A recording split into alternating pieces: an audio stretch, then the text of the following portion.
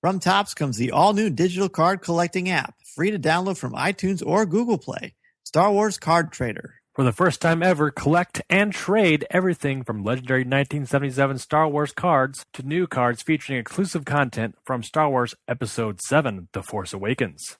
All from the comfort of your mobile devices. Star Wars Card Trader. These are the cards you're looking for. Listening to Coffee with Kenobi, you are, with Dan Z and Cory Club, the podcast you're looking for. This is. Yes. For an entire generation, people have experienced Star Wars the only way it's been possible, on the TV screen.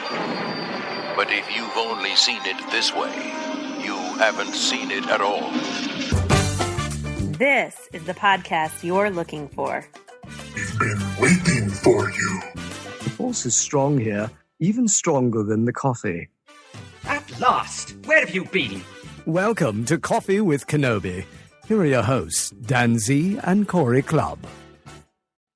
Hello, this is Dan Z, and welcome to show number 45 of Coffee with Kenobi, a Star Wars podcast that analyzes our favorite saga in a whole new way. With me is my good friend and co-host, Cory Club. Hello there. A special shout out to Mediocre Jedi, Mike Audette, Neil Lowry, Dennis Keithley, Angela Souse, Mark Sutter, Graham DeSham, Jesse, and Laughing Says for their contributions to Coffee with Kenobi Patreon page. By supporting our Patreon page, you too can win a Coffee Chat podcast of your own. Check out our webpage or the show notes for more information. You can also support our show through our Amazon.com and Fandango affiliate links on our site. In today's show, Mark Newbold and James Burns from Radio 1138 join us as we continue our crossover events with other podcasts. Mark and James join us for a cup of coffee as we discuss our topic for show number 45, Star Wars and Travel. We will also discuss New York Comic-Con info, Sarah Michelle Gellar's role in Star Wars Rebels, and Seasons of the Force in the Disney theme parks. In Collector's News, I'll review Disney Infinity Rides Against the Empire, and Dan Z looks at the Millennium Falcon Bluetooth speaker. We also share more of your feedback and introduce our topic for show number 46. And now, let's see what's brewing in the Star Wars universe this week. Oh, wait. This is interesting. You found something. I'm about to let everyone in on the secret. For our first news story, we've got an awesome experience here being shared with Mike Audette. Mike, of course, is well known to Star Wars fans everywhere. Not only is he a Coffee with Kenobi blogger, he does all kinds of stuff for all kinds of Star Wars podcasts and websites all over the place. He's kind of a man about town, Cory, isn't he? He is. He really is, and he was our Coffee with Kenobi special correspondent for New York Comic-Con. So, Mike, welcome back to Coffee with Kenobi. Hey, guys, it's a pleasure. It was the pleasure is all ours. You allowed us to live vicariously through you and experience, New York Comic-Con Coffee with Kenobi style. What was that like for you? Oh, it was incredible. It was just like a second celebration, really. It was from Thursday, the Rebels Day, to Friday. There was just checking out all the booths at the floor, all the awesome Star Wars art, cosplayers. Saturday was all our Del Rey book announcements in. That was really cool, seeing all the authors on stage talking about all their Journey to the Force Awakens books. So it was so let's talk about this whole experience from top to bottom. Now, what was it like to find out you were going to be a member of the media, and what was that process like leading up to New York Comic Con? So first, me and my friends were planning to go down on our own, and I was working from home the day the tickets went on sale. So, in between doing regular work, I logged on and got in the queue for the ticket purchasing. And obviously, it's just like San Diego Comic-Con, where it's like a madhouse when the tickets actually go on sale. I got in while my friend was trying to get in. So I was trying to coordinate through texting and emailing with them to see what kind of ticket packages we wanted. We definitely weren't going to go for a 4-day because that was the most expensive. Then we were going to go for a 3-day. And while I had those in my card, it sold out. So very quickly, I just went and bought 3 passes for Friday and 3 passes for Sunday.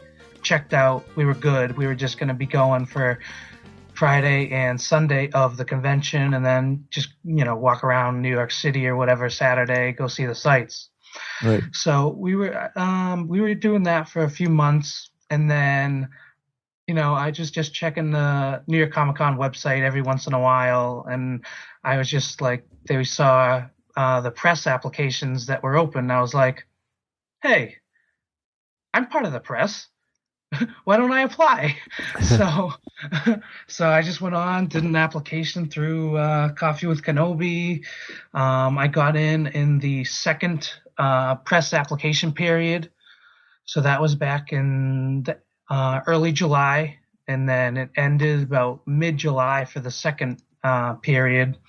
And then I got an email on my birthday that my press badge was approved. I remember that very well. And so everyone knows, like, Mike has been blogging for us for a while, and he reached out, I don't know, 6 months ago, longer, and said, hey, I want to apply to get a press pass for Coffee with Kenobi. Is that cool? And we're like, of course. You're Mike. We know Mike. We know he's a great guy. We knew he'd do a good job. We had no idea he'd hit a grand slam every at bat, however. We knew there'd be home runs, but you hit grand slams. You got a lot of major interviews for us, I would say. Yeah. Because of Mike, we actually are going to have Dave Filoni on this show. I mean, what else can you say, Corey? There you go. Thank you very much, Mike. No problem at all. Dave was too kind to be able to meet with us, with his time constraints, because you know how busy Dave is. We do. So let's just go, for the listeners at home, let's just go through every day, sort of just real quick highlights, if you would, of kind of what you experienced and who you chatted with. Sure thing. So Thursday morning started off, me and my friends who were driving down, Wednesday night, we drove down early and stayed in Connecticut, just outside of New York City. And then our actual hotel where we were staying for the rest of the weekend was out in New Jersey next to MetLife Stadium, which is only like 15 minutes from the city. So for the first thing, we drove to the hotel, checked in, and then got on the bus to head to the convention. So right when we got in, well, they had to wait in the regular line. I went in the press entrance, and attaboy. Yeah. First thing I did was I messaged on Twitter Joan Marie Macias from the Wookiee Gunner, because I knew she was going to be there, and all of us have been planning to meet to get seats for the Rebels panel that was it started at 12:30 on Thursday. So luckily she was already in the stage where the panel was being held, and they weren't clearing the stage, like the main stage, because it wasn't on the main stage. It was on the second biggest stage. So I met her there. Then I was able to meet Aaron Goins from Star Wars Bookworms was there with us. And then a couple other people came. Andy from Rebels Report, who was staying with me and my friends for the weekend, and Heath Williams from Far Far Away Radio. So we were all just sitting into the first panel that was before the Star Wars Rebels panel, which was the Kevin Smith comic book men panel, which was actually pretty good. He's actually going to be having a lot of Star Wars people on his upcoming season of the show. Wow. And that's a good group of people, too. Yeah, definitely. They were all on stage. They were making jokes. Kevin Smith can talk. Honestly, I know. Well, not the good group of people as you guys. I would have loved just to see there and hang with you guys. Yeah, that was one of the funnest parts of the convention, was just being able to hang with everybody and experience all the things together as the Star Wars family. So yeah, I was gonna ask, like you said, standing in line there and waiting to get into things, and you're meeting with some folks you do know, but it's New York Comic Con, so it's a little bit different than Anaheim in that respect. So what's the ambience like? Is there like tons of fans? Everybody's kind of in for the same thing. I mean, can you feel out Star Wars fans compared to other fans of different genres and different franchises? Yeah, the energy throughout the entire convention center was palpable from, opening bell to closing bell. Uh-huh. But definitely for the Star Wars themed panels, you could tell that Star Wars fans definitely came out in force. Each panel we went to was completely packed. Everybody was whenever the panelists, either made a joke or said something great, there was applause and laughter, and the Star Wars fans definitely came out in full force for New Year Comic Con. That's for sure. Very good. So Thursday, you're experiencing some panels, and what happened? So we had the Rebels Season 2 panel, and that was highlighted with Pablo as the hostmaster, and the panelists included Dave Filoni, Ashley Eckstein, the voice of the Seventh Sister, Sarah Michelle Gellar, and Taylor Gray. Oh man, did people go nuts when Sarah Michelle Gellar came out? Oh yeah, definitely. There was. Like when Cory enters a room? Yeah. Probably more so for her than me. Yes. Yeah. But the best part was just her rapport with the people that were on the panel. Like, you wouldn't know that this is her first season being on the show and probably the first time working with these people. Like, the banter that they had was perfect. They're completely comfortable with one another. That's definitely a good sign for, how the characters are going to be on the show because of how awesome that the crew was together. Because, she was cracking jokes about Ashley and how her Sarah's daughters completely love Ahsoka, and Ashley took a picture for them and everything. And so it's just like everybody was pretty much just like loving each other. It was a really good experience for the panel. Now, is this the day when you were able to talk to these fine actors? Yeah. So first it was the panel that went for an hour, and they showed that new season 2 trailer, which I'm sure you guys have seen by now. Oh yeah. And the crowd went nuts for those. So following the panel, me, Jonah, and Andy went over to the press conference. So they got us into, like a little conference room, kind of like that one you guys had at Celebration. Yes. Uh-huh.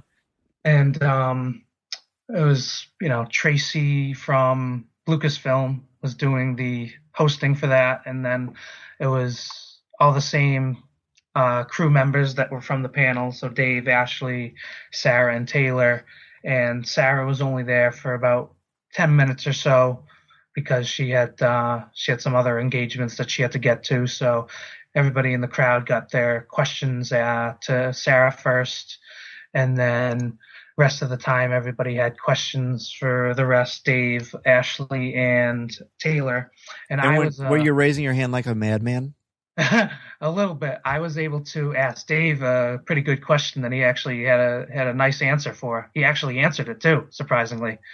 I asked him that since, like, back in season 1, how we saw the return of Tarkin, would we be seeing any returning characters, not just Tarkin, but maybe anybody from the Clone Wars that was still around in the original trilogy era, like Admiral Yularen or anybody like that returning to season 2. And he said, since they do have the character models for Tarkin, there's no reason we couldn't see him coming back in season 2. And he said that he's not afraid of the small galaxy syndrome. He said what he wants to do is he likes to put in characters that he wants to watch. So cool. He doesn't shy away from using characters that, we already know of, because if he likes to see them, he's gonna put them in the show. That's great. And for listeners who have never been into a press conference of this magnitude, this was your first one, correct? As far as actual press conferences, what is it like as far as who do you get to ask questions to and that sort of thing? Do you direct them specifically to certain actors and to Dave? Yeah. Usually this was different than the press line that I got to go to after. This was kind of just everybody was sitting on a stage, and if you had a question, you stood up and raised your hand, or just raised your hand, and Tracy would call on you, and you could ask your question to, a specific one of the actors who was on stage, or a general question for all of them to answer. Yeah. And it was sort of just, generic questions that would benefit everybody's media outlet, not specific to, like the show. audio I got on the press line. Right. Well, let's. You've got some audio here for us, and Cory and I did this at Celebration. It's so much fun. I hope everybody gets a chance to go to a press conference like this, because they're just there's quite a connection between Star Wars podcasters anyway, and everyone kind of comes together. It's almost like a Thanksgiving meal without turkey, as far as the atmosphere. You know what I mean? So you've got some audio for us, some great audio. Go ahead and tell us what we're about to listen to. Yeah. So after the press conference, we went all the way up to the 4th floor of the convention center, and they had a room tied off for us for the press line, where we got to ask each of the actors, like 1 or 2 questions about what's coming up in season 2, what they're excited for, things like that. So I was able to grab some audio from Taylor Gray, Ashley Eckstein, and just due to the time constraints, me, Andy from Rebels Report, and Katrina Dennis from MoviePilot.com just sort of combined our questions to Dave Filoni, and we all each asked him one question at the press line, because the time was getting close to when the season 2 screening was about to happen. So we had to get our questions in so we could run down to catch the screening. Well, let's go ahead and listen to those interviews right now. So first question I have is, we know Ezra, his parents are gone. We don't know where they are. We don't know anything with the situation, but he wants to uncover that. What does the crew of the Ghost, do they do anything to either help him or give him advice, anything like that, or are they kind of trying to stay away from that? They all understand that Ezra has now earned his spot on the Ghost, and he is a crucial member of this team. And the big thing that has been weighing down on him is his parents. Naturally, that's he's a fearless dude, and that's the one thing that can really hurt him. And that storyline plays out in the 2nd season, and I think it will be a little, people won't expect that, and it gets a little dark and very emotional, and as an actor, it was the greatest thing, because it got very emotional for Ezra, because they do that. And the way that the crew helps him is, and I can say this because it aired in one of the trailers, they find someone who knew his parents, and he doesn't know exactly what happened, but he guides him and helps him uncover the truth. So the crew wants to help him, but they understand this is Ezra's issue, and he's a young dude, like he could pop off like that, so they kind of let him go through it. And for me, I thought it was a great experience for Ezra. Yeah, awesome, thanks. One more question is, we see Ezra, he's growing up a lot. He's seeing more of the universe, the galaxy, because he was just a street rat on Lothal. Yeah. What things that he sees throughout the galaxy in season 2 is going to affect him as far as he grows to be mature, grow up into adult? Anything, what kind of events are going to shape him as becoming a full-grown man? Yes, because he is in that stage now, and he has a lot of responsibility. So 1 is going to be this issue with his parents. It really is going to be. 2 would be the threats that come in, because, they now called upon Darth Vader, so that's a lot right there. You're obviously growing in strength if that's happening. And then also just his ability to use the Force is really helping him grow, and he starts to have that confidence where he does things on his own. Certain missions he will go off and do on his own, because he knows he can hold it down. He's got the confidence in himself that he's been able to grow up, and he knows so he can do it. It gets cool, because now they get to go through bigger issues because Ezra is growing. Awesome. Dude, thanks so much. Awesome. First question I have really is, what kind of, not really advice, but sort of, I guess it is advice, wisdom, perspective, does Ahsoka impart onto Kanan and Ezra throughout season 2? Ahsoka definitely sees so much talent in in Kanan and Ezra. And, especially Ezra, he's just been a beacon of hope for the rebellion. So she does try to offer advice and mentorship. And, it's interesting to see her in that mentor role. She's much more like Obi-Wan was to Ahsoka in Rebels, and it's nice to see her in that role. Yeah, that's awesome. And lastly, we know Ahsoka has so many questions of going on into Season 2, what is going on in the galaxy. Besides Vader or the presence she felt, what is her biggest question that she wants to find an answer for? I think right now she's so focused on who is this mysterious Sith Lord that I think she realizes that everything's connected in that way. So I think that's what her focus is on. And by finding out who this Sith Lord is, we'll answer many other questions. Awesome. Thanks so much. Awesome. Thank you so much. Good to see you. You too. So let's kick it off. The concept of hope in the show was so strong at the end of the season. It's something that Hera explained to Ezra, and now with this season being a little bit more like Empire Strikes Back, how do you continue to establish hope within the Rebels? Well, what makes hope a little bit easy is when they're up against horrible odds, right? And the Empire is vastly more powerful than them. They have so many resources. I mean, in all honesty, the Empire doesn't really see the Rebels as a threat. They see them as pocket groups, a nuisance. In the back of their minds, they're working on a Death Star anyway, the Emperor is, so I'll deal with this when I'm finished. He just wants to keep everything kind of, the same up until that point when he can have total control of the galaxy. So in the middle of that, any small deed can create hope. And for them to believe that they have a shot, to believe, what chance do you really have when all you've got are a couple A-Wings and a couple ships? They've got an Imperial fleet.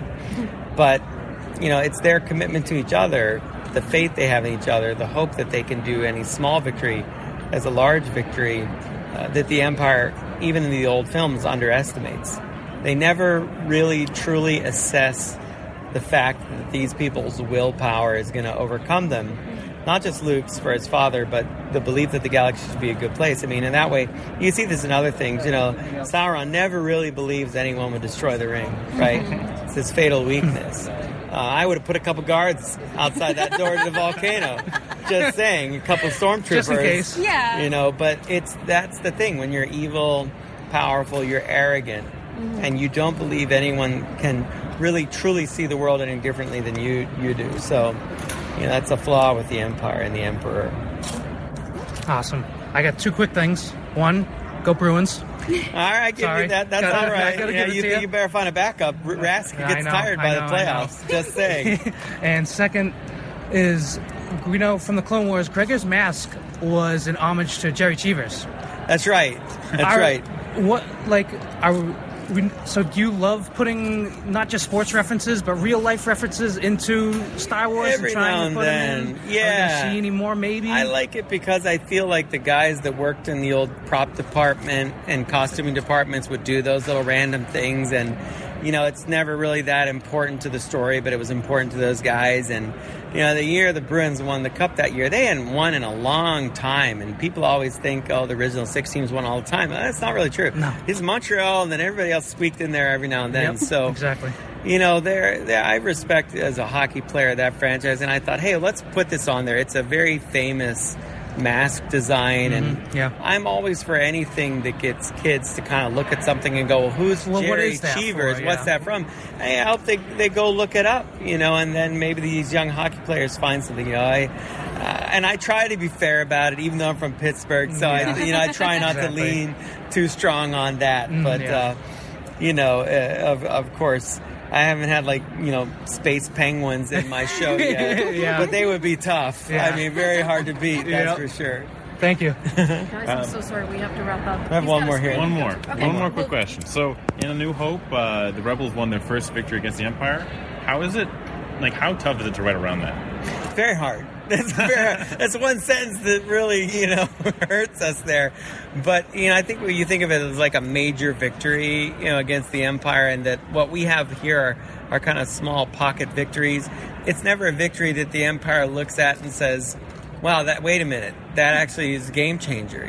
Tarkin is mad when his Star Destroyer gets blown up. I don't think he wants to tell anybody how it happened, but he's definitely like, I need Vader. I need Vader to go in and put these people down. So it's constantly on our minds, and you wish it wasn't there. But I think why it's important is you have to understand how desperate the situation is by A New Hope. Mm-hmm. That while there are people rebelling, an Empire doesn't think much of it. It's like, yeah, go ahead. Have your really small victories. No one has even heard of the fall. Yeah. So, great, guys. Awesome. Thanks so much.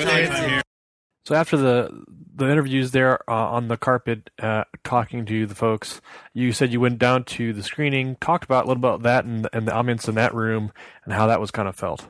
Yeah, it was a lot like the screening of the Siege of Lothal at Celebration. They had the security guys walking around, making sure you didn't have your phones out, recording anything. But yeah, it was really cool because all of us were able to.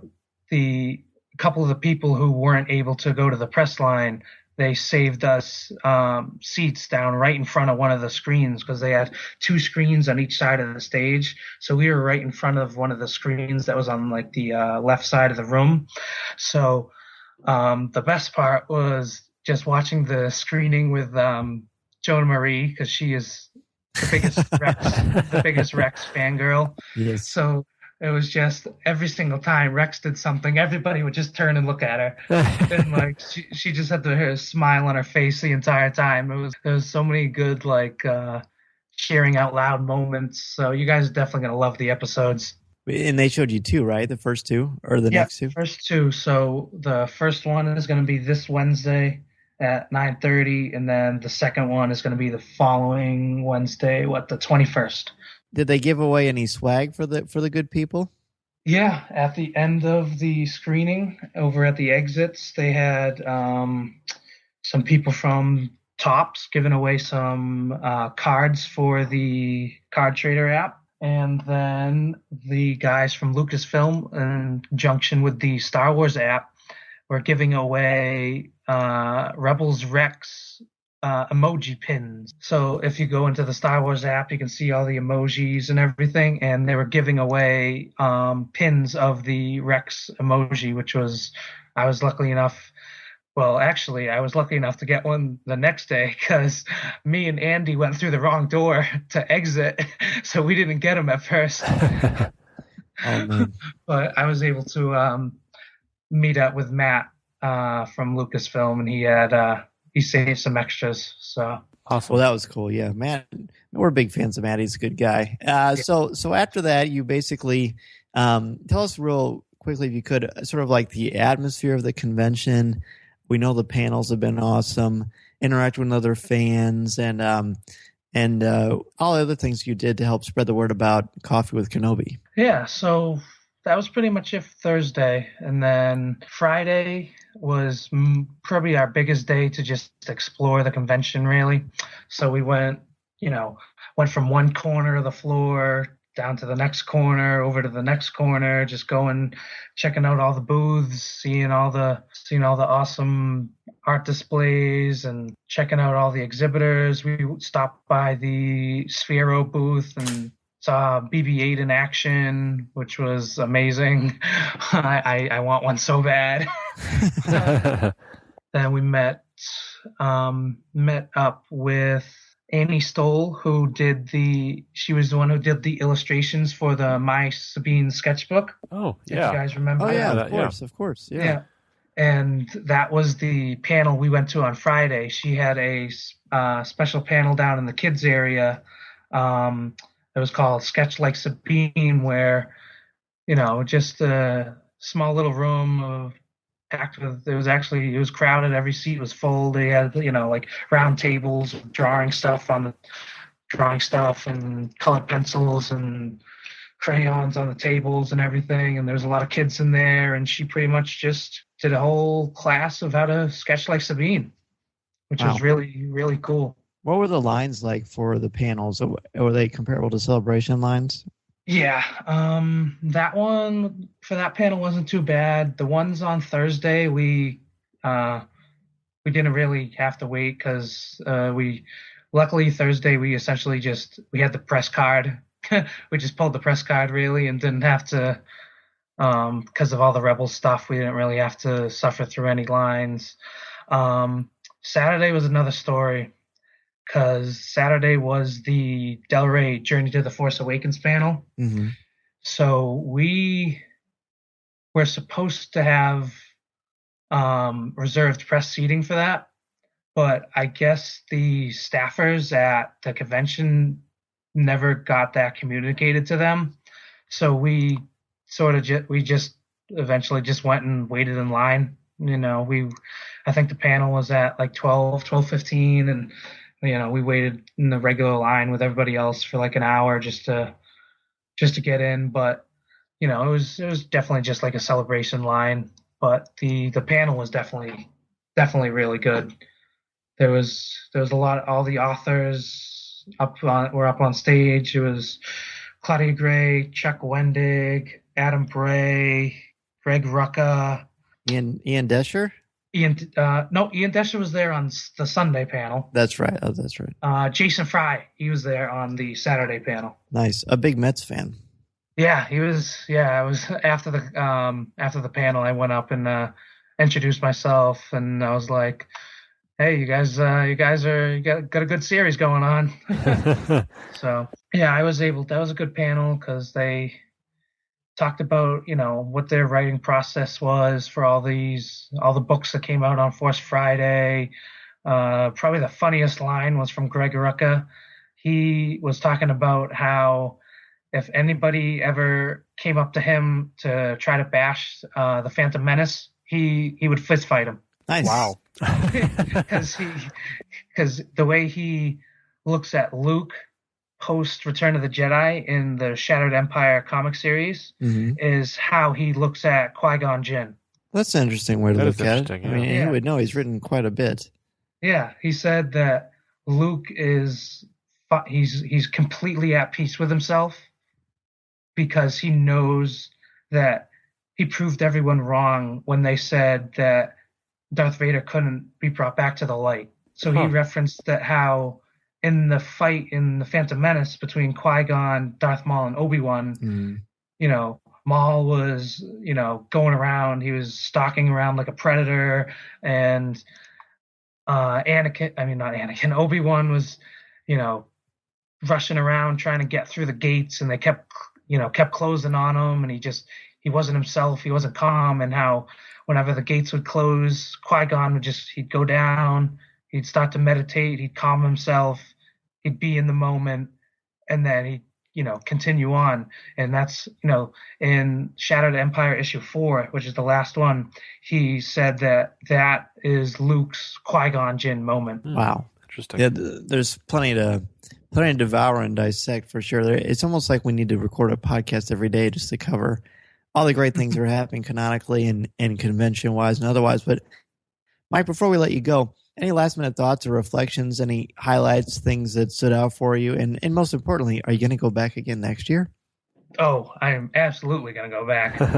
It was too good of a time to just, not just do once, but to, take a year off or anything like that. It was so fun just meeting all these people that, meeting new friends and old friends. I was able to meet our friend Mark from Tops.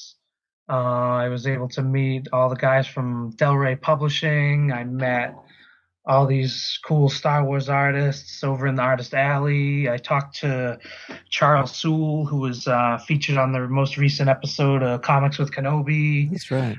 I met Terry Dodson, who did the art for the Princess Leia series. Yeah, it was just such a great experience, how fun it was, and how just being around that energy and all the awesome friends that, I'm not gonna mention everybody because the list would be like a mile long, but everybody who was there knows who they were, who knows who I'm talking about. So it was definitely an experience to remember. That's for sure. It's great. It was a great experience for us too, because you took the reins on the Coffee with Kenobi Twitter account for the New York Comic Con stuff, and you were sending me texts and pictures and stuff, and I was getting excited too. Yeah. Just talking about an experience and sharing stuff with Cory, and We had a blast, man. We really appreciate so much everything you did as our special contributor for Coffee with Kenobi, and we really are grateful. Thank you so much for everything you did. No problem at all. It was my pleasure. I mean, I'd do it every single time. You got the job. That might be the case, yeah. Yeah, you got the job. Where can people reach out to you if they have a question for you or just want to say hello? Sure. Probably the easiest way to reach me is over on Twitter. You can follow me or, send me a tweet, send me a message. I'm at Mike_Audette. Just AUDETTE. It's my French Canadian last name. So, and then you guys can, obviously find my blogs over on Coffee with Kenobi. And I also write for my buddy Chris's website, RetroZap. That's right. I love your stuff on RetroZap. See, they're good guys over there as well. Yeah, I'm gonna be hanging out with them at Rhode Island Comic Con, and Mark from Tops is gonna be there too. So I'm gonna be able to hang out with him again. Wow. Very good. Well, I guess the lesson here, ladies and gentlemen, is if you're at a convention, follow Mike Audette because good things are going to happen to you. Well, thanks again, Mike, so much for coming back to Coffee with Kenobi. We look forward to having you on again for Rebels Reactions, and enjoy your night. Yeah, let me know whenever you wanna get my perspective on an episode. I love to come on.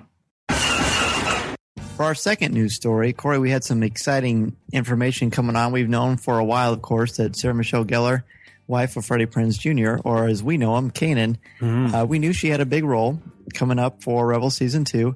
And what is this role?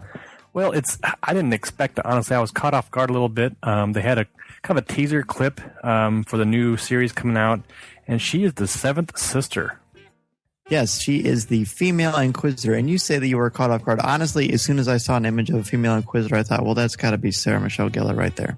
It's funny because I didn't think she'd be Princess Leia. No, I didn't think anything like that. No, I thought she'd be a new character, somebody on the Rebels side. I guess I just kind of lumped her in with the crew. I thought she'd be a good fit. Her little clip here that she shows, her voice is very dark and deceptive. So yeah, and they digitize it when she's got that mask on. That seems to be. She's also standing with that new male Inquisitor too. Yeah, the guy kind of looks like a Savage Opress type character, or kind of a bulkier Inquisitor or something. So they come in all shapes and sizes, I guess. I guess they do. And we learned recently, and it's also in Adam Bray's new Rebels Epic Fights book, but the Inquisitor, and Dave Filoni mentions this too on the Star Wars Rebels Season 1 Blu-ray. The Inquisitor that we know from Season 1 was the Grand Inquisitor. He was the top, he was the Alpha Inquisitor. So everyone since then is not going to be as powerful as the Inquisitor, but the Seventh Sister sure looks like she's going to be a tour de force. Well, she even mentioned that in a little clip too. She kind of says she's the seventh, but she thinks she's number one. So yeah, I like that. That's really cool that there's kind of that hierarchy play in the characters there, and that we knew like you said, there'd be more of these Inquisitors, and I'm excited to see how they kind of battle each other for the ranking, and is there some kind of like a if you take down some Jedi, you get moved up in the ranking, or will she become like the second sister, and I don't know, it'd be kind of cool. Or I thought too. The number 7, from a literary perspective, is 7 is the perfect number because there's 7 days in the week, and you also wonder too, well, who are the other 6? That's true. I that's what I got from her. Her name was reminded me of the Night Sisters as well. So I don't know if it's kind of a playoff of that, but definitely interesting. And another thing I want to talk about she got this like little floating droid next to her, kind of like a little sidekick, if you will. Oh yeah. So it looks kind of interesting on that part of it too. And you can't help but wonder if she's going to face off with Kanan, I hope so. Which seems like a natural thing. That's probably part of the cast. I thought it was fun too how she was talking about how her mannerisms, they incorporated that into the animation of her character. But they also mentioned that she's really going to be after Ahsoka. Yeah, that's what I thought was cool too, that they're really going to focus on getting to Ahsoka, and she knows who she is, and that's powerful right there. That's big knowledge, I think, for the Empire going after these rebels, and definitely something to take note of when we start the new season. Our next news story has to do with some updates for Disneyland and coming in November. They have the Seasons of the Force kind of launching their Star Wars debut there, making a larger presence of Star Wars and Disney and kind of Disneyfying it into the parks. Dan, what do you think about this? I think I wish I lived closer to California. Yeah, that's right. No, it's going to start November 16th, and it's sort of ironic. I'm going to actually be in Disney World in Florida the week of Thanksgiving, so we may have a Coffee with Kenobi get-together with listeners if they're available. But unfortunately, the launch bay and Seasons of the Force will not be in Orlando until, I believe, December, early January. But what we have in Disneyland, you've got special encounters with the dark side of the Force, which will be Vader, and the light side. It says, fly casual at this makeshift Rebel base and meet the most famous co-pilot in the galaxy, Chewbacca. So you've got meet and greets there, and the decor is pretty cool. It almost looks like an old underground stone temple that's overgrown by jungle, and it's almost like Yavin or maybe how Kashyyyk would be. It's probably going to be a new planet, don't you think? Yeah, I kind of thought Endor a little bit, but I can see that. It kind of reminds me of that. But like you said, there's lacks a lot of interaction. It seems like Disney has a good job of fan interactions with classic characters, and they seem like they're going to kind of bone up on this a little bit. We did see a while back there was a casting call for, I think taller folks. Right. I think from 7 foot up, maybe that. So we all kind of laughed at that about being short guys compared to these 7 foot Wookiees, but. We'd love to. I mean, like you said, these interactions are so cool to be able to stand in line and as you walk around, like some of the parks. I know that we went through Disney last year, and they had the new Beauty and the Beast castle, and you could walk in, and you're basically transported into the movie. Everything is authentic. Everything is like dead on, accurate to the storyline and to what they're going to want to bring to life. So you're definitely stepping into interaction of all kinds of fun things to do. And this is just small. This isn't Star Wars Land yet. It's just kind of whetting your appetite. But you're going to have a dark side gallery you got authentic Stormtrooper armor, probably similar to what you've seen at Celebration or other places. Sith lightsabers. There's going to be a gallery of Rebel helmets, a preview gallery with props from The Force Awakens, different models of starships. We're going to have a gameplay of Disney Infinity 3.0, a Jedi training Trials of the Temple, which is basically like they're taking over the previous Jedi training academy. And then, of course, Star Tours is going to have an updated scene from The Force Awakens, which will be on both coasts. And then Hyperspace Mountain. We're going to be able to go through Space Mountain. It's going to have TIE fighters and X-Wings and Star Wars music going through that. It looks like they're going to... I don't know how they're going to change the card itself. I don't think they will.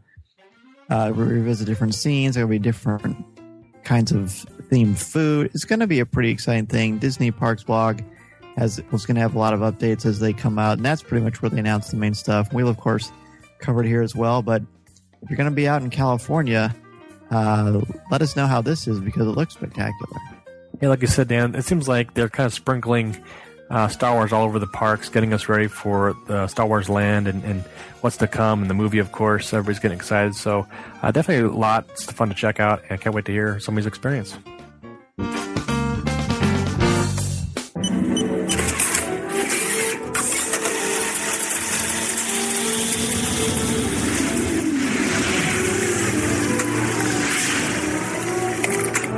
And now, your espresso shot with the Bearded Trio.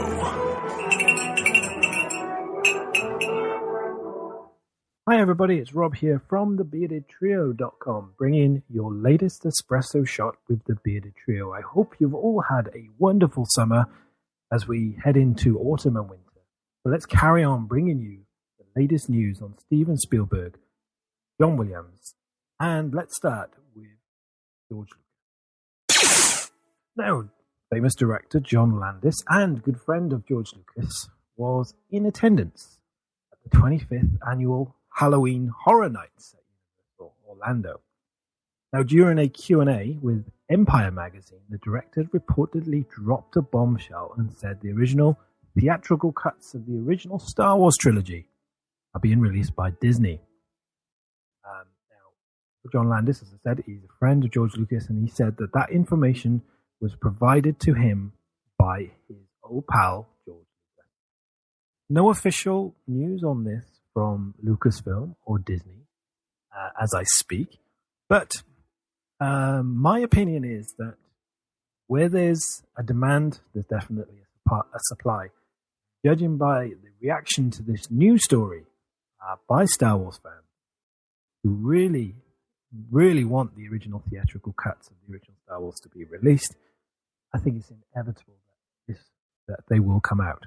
Now, my belief is that we will probably have to wait until 2017, 40th anniversary of Star Wars. It makes sense. I don't see something as big as this for most fans. I don't know why they release it now or next year. Occasion of it. So my belief is that the original theatrical cuts of the original Star Wars trilogy, which a lot of fans want, will be released in 2007. If I'm right, you all owe me a pint. No, we'll wait and see. If I get any more news on this. Now, on January the 8th, 2016, you will be able to purchase Star Wars The Ultimate Digital Collection. It includes music from all the 6 Star Wars films, priced at $49.99, that's dollars. And if you head over to iTunes and type in Star Wars The Ultimate Collection, they've put up the track listings, 89 tracks in total, 89 glorious John Williams tracks to listen to all the 6 films. So let's just say that's out on January the 8th. You can pre-order now at $49.99. It's good to go over there and take a look at the track listings. What is on Digital? There's a new trailer for the much anticipated Back to the Future documentary. It's called Back in Time. Now it hits the US on October the 21st, 2015. Unfortunately, minus hoverboards and flying cars, but you do get to see this wonderful documentary. If you head over to the Bearded Trio, you can check out the trailer, or you can go to backintimefilm.com and more information. Wonderful documentary that has interviews from Rob Zemeckis, Christopher Lloyd, and Michael J. Fox, to name it. Worth checking out. And finally, Industrial Light and Magic. They have a new head of studio. Movie producer Sam Mercer will take over the new role. Mercer is produced The Sixth Sense, bagging an Oscar nomination at the time. He will oversee global operations, which has expanded recently with the new facility in London. Mercer is also producing Steven Spielberg's The BFG. Lucasfilm President Kathleen Kennedy said about Mercer and his new role, "I've had the pleasure of knowing and working with Sam for many years, and I've come to rely on his skill as a creative problem solver. Sam has that rare ability to head off potential issues before they become real problems, and he manages to do it while maintaining an even keel and level of professionalism that has earned him the respect and admiration of the crew he works with." There's some strong positive words there from Kathleen. For new head of studio, Industrial Light and Magic, we wish him all the best. Well, that's it from me for your latest espresso shot with the Bearded Trio. I hope you enjoyed it. Make sure you check out the website, thebeardedtrio.com, for all the latest on Steven Spielberg, George Lucas and John Williams. We also report on loads more, whatever takes our geek fancy. We report on Doctor Who and Harry Potter. Loads more, so come and check out the website. We're also on Facebook and we're on Twitter as well. If you fancy writing for the website, or you just fancy releasing some geek fandom out there, then come and let us know, because we're always looking. So that's it from me. Make sure you look out for my latest post on October the 12th for the Coffee with Kenobi website, where I do another Star Wars quiz. I will play 10 sound bites of famous Star Wars celebrities, and you have to guess who is actually. Look out for that on October the 12th on the Coffee website. And now I'll hand you back. Thanks.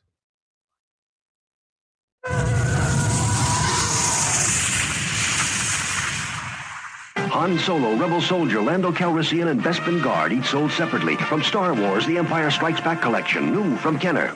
Looking? Found someone you have, I would say, Your lightsabers will make a fine addition to my collection. For our first Collector's News segment, we had previously on the last show, I reviewed Disney Infinity 3.0 and the brand new play set and experience with the Star Wars characters, and we got to play the prequel trilogy version. But since that has happened, we have received Rise Against the Empire, and my co-host and good friend, of course, Mr. Cory Clubb, took the review reins for this one. Cory, tell us all about Rise Against the Empire. Well, it's your classic characters, Dan. It's Luke and Leia and Han and Chewie and Vader and himself. Yeah, Darth Vave is my 2-year-old. Vave, that's true. And I post a review. It was today out on our website, so go check that out. But yeah, it was so much fun because it kind of coincided us getting it with my oldest son's birthday, and we kind of surrounded a birthday party with it, and so they kind of knocked it out of the park for basically a whole day, interacting with this game and whatnot. I didn't get a whole chance to play it a whole lot, but they had a blast with it, so it was so much fun to see them interact with the characters, and like you said, you just borrowed some of your characters, and we kind of combined all our Star Wars characters together. But Rise of the Empire is your classic saga.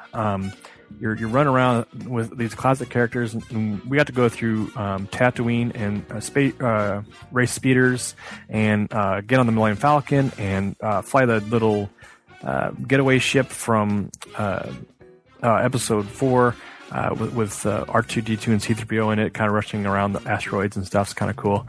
And that was just kind of just to whet our appetite. We didn't get a whole bunch into it because we didn't have a bunch of time, but we also did play the Toy Box Takeover, which was a lot of fun because you could just kind of throw anybody on the pad there and play. I love that. Oh, it was so much fun because, I think the best part was great because we could throw in, Luke with Kanan or Darth Vader with Zeb, and it was unlimitedness, and you could roll up on the Wild West, or you could actually go into like a city maker thing, and you could kind of make your own city and run around it and do kind of crazy things, and it was so much fun because these kids could just be like, oh, look at this, look at that. It was like constant sound bites of fun and enjoyment, and letting them just play these classic characters, and they laughed and giggled, and it was so cool to see that because just having kids interact with some of the great characters that they kind of see on the screen and play with as action figures, they could actually be them, and we kind of get that immersiveness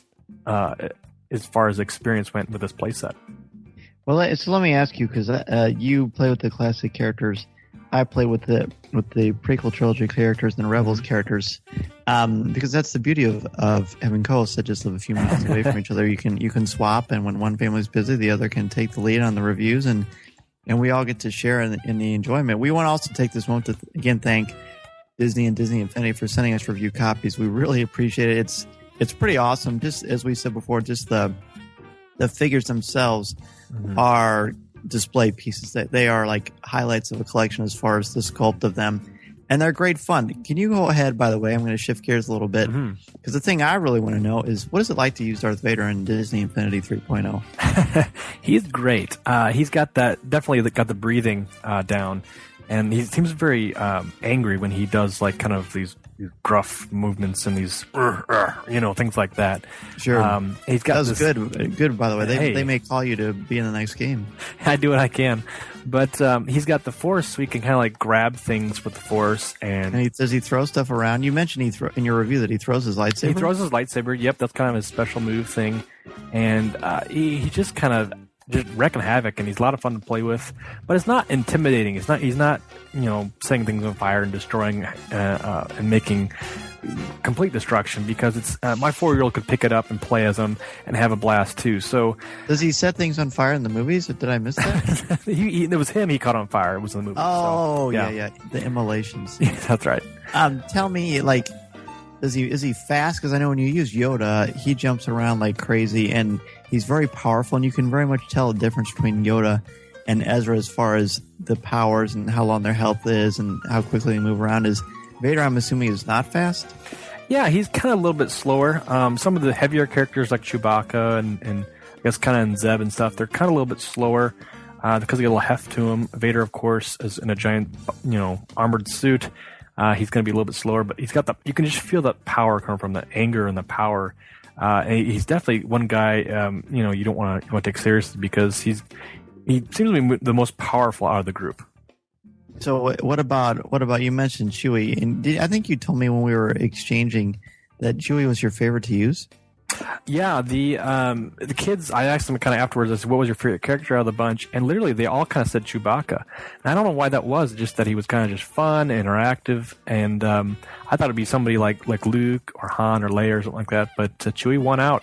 He beat Darth Vader. Darth Vader is my favorite to play with, but like I said, I only had a few minutes to kind of run around before I got the controller taken out of my hand, so it was a lot of fun. You keep mentioning that, but you actually got to watch it a lot. You watched it for quite a few hours, probably. Yeah, a couple hours they got to play, and it was so funny because one person we were playing, and they would like play me as Luke for a while, then they want to switch it up. Where some of the like missions you were going on, you had to play as the classic characters that were set up for Rise of the Empire. So you had to be a certain character at that moment. You couldn't switch out with Zeb or Kanan or something like that, or there's certain components to that. But then, like you said, the toy box is kind of a free for all, so you could do whatever you wanted, run around and basically do whatever, create everything. You could set it 2 players at a time. You could throw in 2 at a time and run around and just they're kids. I mean, they could play for hours. So it was a lot of fun. So before I put this Skype call on hold and run up and start playing, do you so when you start, you say you're on Tatooine, did you get to do anything with Hoth, or is that I'm assuming that's later on based on the gameplay video I've seen? From what I've seen, we didn't get that far in it. We only had it for a while, and they really liked the interactive toy box part. So we did get to play some of the stuff. We were looking for credits to get onto the Millennium Falcon, so that's part of the scene. It was kind of like that extra scene from the special edition, meeting Jabba. It was interesting how they interacted with that. So it was like Luke walking up and asking Jabba for transport onto the Millennium Falcons. We'd run around and get credits or to get entrance. Like the mission, basically the mini missions you have to do. Yeah. So that was one of the mini missions, but on our way to get credits, we ran into Biggs Darklighter, and he was like, "Hey, Luke, you want to race?" So we raced around some speeders, and that was fun. And he's like, "Well, find me again if you want to help me set up this shop and race for real and race some other vehicles." So that's the other thing too, is you can get some vehicles, ride around and have a blast. So I'm assuming that, like I said, you would jump to different planets and different moments in the Star Wars saga and be able to play those classic moments. So we're eager to borrow it again from you. Nice. Well, that sounds cool, and it was fun to have you text me and share your information and pictures. And I encourage everyone, of course, to go to our website, coffeewithkenobi.com, and check out Cory's written review, and stay tuned for more Disney Infinity, because I know Battlefront's got a lot of people excited, and the beta comes out real soon, and I'm sure that'll be great. But Disney Infinity 3.0, that kind of game is completely my speed. I really am enjoying it, and it sounds like you and your family did too. So, Dan, for our next collector news, we've got something we talked about for Force Friday, and what's that? I don't know. Trick or treat! Hey, Skywalking Through Neverland. Hey, it's the Coffee with Kenobi podcast. We were just going randomly at the different podcasts, and luckily we stumbled upon you guys. Well, I'm so glad you came to our studio. I, by the way, love the costumes. Oh, thanks. Yeah, you like my big pumpkin costume, and I decorated it as BB-8. Yes. Cool. And guess what I am? Dracula. Nope. Wicket. Nope. I'm a Minoc. Oh, very good. Very good. Those power cables. Yes, watch out, you guys. I was wondering about that. So what's been going on? We haven't gotten to see you all since Celebration Anaheim. And of course you were making the convention circuit and having all kinds of great times with Star Wars and Disney. So tell us what's going on at Skywalking Through Neverland. Well, we've been visiting some podcasts, going trick-or-treating, and talked to some really fun people, and things that are just really looking up over here. We just celebrated our 2nd-year anniversary. Yes, congratulations. Wow, congratulations, yes. Yeah, we had a great time with that. People called in and congratulated us, and we just have been having a fantastic time planning out the next 50 years. Yeah, really. So we've been really, really busy. And the 100th episode, of course. And the 100th episode, yes, which is just coming in 5 weeks. Wow, isn't that amazing? Yeah, you guys started about the same time we did, right? This is in May will be our 3rd year. And okay. Yeah, so we've got 130 episodes or something like that. Something like that, yeah. Hard to keep track, at some point, but it is amazing. What are you all doing? How did you celebrate Force Friday? Oh, well, we actually went down to Mysterious Galaxy Bookstore in San Diego and we're moderating a panel for DK Publishing, actually their kickoff to the Star Wars Absolutely Everything You Need to Know book tour with 4 authors. Yeah, Cole Horton was there, Adam Bray. Cecil Castellucci. Michael Cagey. Yeah, Michael Kogi. Michael Kogi. Yes, yeah. Kogi. No one can ever seem to pronounce his name right. So don't worry. I talked to him earlier today, and I think I mispronounced it 4 times. But my last name is mispronounced more than anyone's last name. I can probably. It's Sewell, right? Know. That's why we say Dan Z. Yeah. Growing up, no one could ever pronounce my last name of Woloski. I'm always happy when I can spell it correctly. I feel like I've accomplished something because naming is important, and you guys have made quite a wonderful name for yourselves, and everyone loves Skywalking Through Neverland, and you know, it's great. You've got to be so excited about this stuff that's going on in Disneyland in November with Seasons of the Force. Oh yeah, yes, we're planning at the bit. We're planning a big meetup for Season of the Force November 16th as well to anyone who's in town. So it's only fair that we come over your podcast for trick or treating, and you come over to our podcast for Season of the Force. So come on over. We would love it. And if the Coffee with Kenobi Jet, if Corey's got it somewhere else, then I'll just send you like a shopping list. How about that? There you go. There you go. You guys have a jet? We do. Well, it's really more of a commuter plane. Wow. You guys have a commuter plane? Yes, it's not ours, but we like it's it's a blue. It's Tony Stark's, but we borrowed it. Yeah. This is completely unrehearsed, folks. And Sarah's got her Jedi Tink wings. Yeah, so I can go anywhere. What we really need, though, is someone who can beam places. Yeah, that would be, isn't it amazing how much technology is advanced? Would you be shocked if in 20 years something like that was even a possibility? Oh, that would be amazing. But now, speaking of merchandising and planes and helicopters, we interrupted you guys from talking about merchandising. So, while we're here, what are you guys talking about? Well, I was actually going to go into the Bluetooth Millennium Falcon speaker that I got today. Ooh. Oh, is that like a big iHome one? It is. It is. Okay, how is the sound? The sound is amazing. In fact, it's so good that it has an in-store demo, and you push the top of it by the radar dish, and the John Williams' main theme blares so loudly it reverberates throughout your soul. So you hear it in housewares, yeah. Yeah, it's great, but the piece itself, if I didn't know it was a speaker, I would probably have purchased it anyway because it's just this gorgeous. It's like the Hot Wheels ones that are out now, but they're so much smaller. This one is huge, and you can connect it to your phone, of course, for Bluetooth, and you can listen to podcasts like Skywalking Through Neverland or Coffee with Kenobi. You can listen to music. You can talk on the phone with it. It's a really, really nice piece. And then the back, it lights up. The blue lights up the jet system. I don't know I don't have the inside manual for the propulsion system. Sure, let's go with that. And it's a spectacular item. It really is a gorgeous thing to behold. And I actually purchased mine on thinkgeek.com, and that was where I found the cheapest price. So that would be where I would go if I were shopping for this thing. Wow. Yes. Speaking of thinkgeek.com, have you seen the big inflatable Jabba the Hutt? Yeah. One of your neighboring podcasts had that, but I took it. Oh, really? Stole it. Well, yeah, we figured we'd come over to your place for the treat, and we go to them for the trick. So I took their inflatable Jabba the Hutt. It's and you can put it next to your George Lucas drinking water DNA. There you go. It was the Muppet Cast, so he didn't need it anyway. Well, true. That's a good point. Well, speaking of trick or treat, because we have something special for you guys. Yes, we would like one Millennium Falcon speaker system, please. Okay, well, in the unlikely event that happens, maybe we have something else for you. Let me just look over here for a second. Hold on, I can dig around a little bit. Check here. in the back, will you? Yeah, okay. Yeah, our bags are open. Nothing that says fun size on it. It's going to be the big king size. It won't be a rock or an apple, we promise. Yes. Okay, good. Dan, give him this. Oh, thanks. Nice throw, by the way. No problem. All right, but we have to say the magic words. It is Halloween. Oh, okay. Trick or treat. Smell my feet. Give me something good to eat. Or something. Or something of that I never understood that, so I was refraining from going with that rhyme. The rhyme of illogical. I understand. Well, your treat, friends, is the letter X. The letter X. That's right. You know what? We have not gotten one of those yet.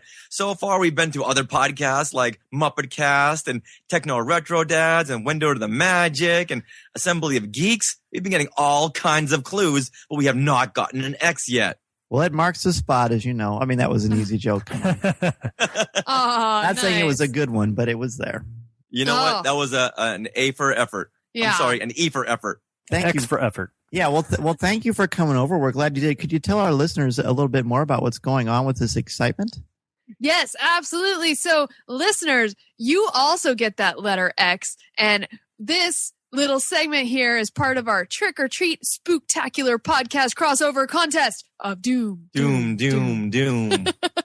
And what we are doing, so you're listening to Coffee with Kenobi, so you get the letter X here. Now, if you go to those other podcasts this week, Assembly of Geeks, Window to the Magic, Techno Retro Dads, Muppet Cast, and our own show, Skywalking Through Neverland, you will see us trick-or-treating around and hear clues at each of these episodes. And so what you'll want to do is go to our Facebook page, Skywalking Through Neverland, click on that giveaway tab, and enter in all the clues according to what the giveaway tab says. So you'll see everyone's podcast up there. You go to that podcast and enter in that clue. So you'll go to Coffee with Kenobi and you'll put in the letter X. That's right.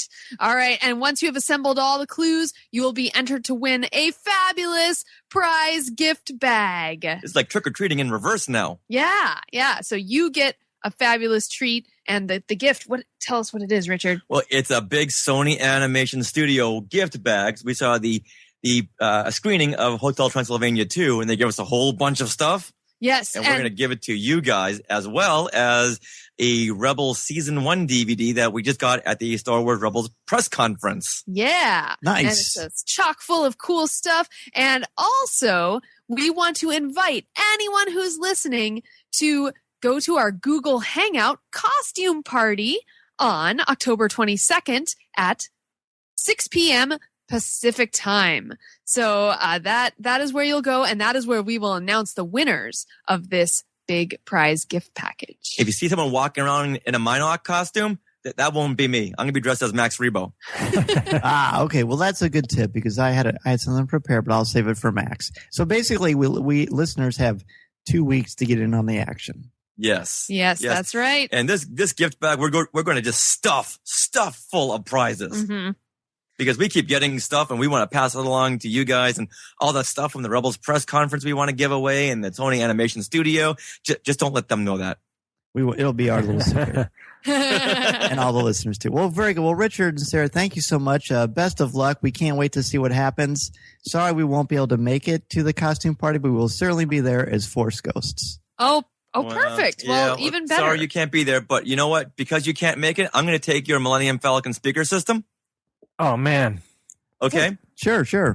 Okay, good. All right, here we go. Hey, look what I got. You better run fast. Good on you, though.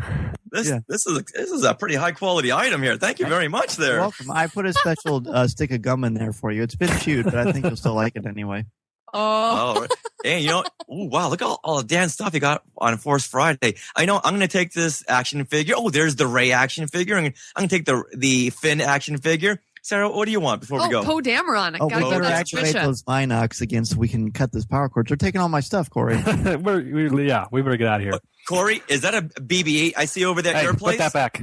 No. Oh, look this is the best podcast ever. Thank you, guys. Thank you. All right, we're going to leave now before we wear out our welcome. Yeah, before they call the cops. All right, guys. Well, happy Halloween, and thank you very much for participating in our Trick or Treat Spooktacular Podcast Crossover Contest. And there's one other person who wants to say goodbye. See you real soon. Oh! I didn't even see Mickey Mouse over there. Oh, my goodness. He's peeking around the corner just like BB-8. You know what? I'm going to take him, too. Mickey, come on. Let's go. Mickey, get in the bag. All right. See you later. All right, good. All right, bye-bye, guys. We'll see you later on. Happy Halloween! Hey, it's Dan Z. And Cory Club.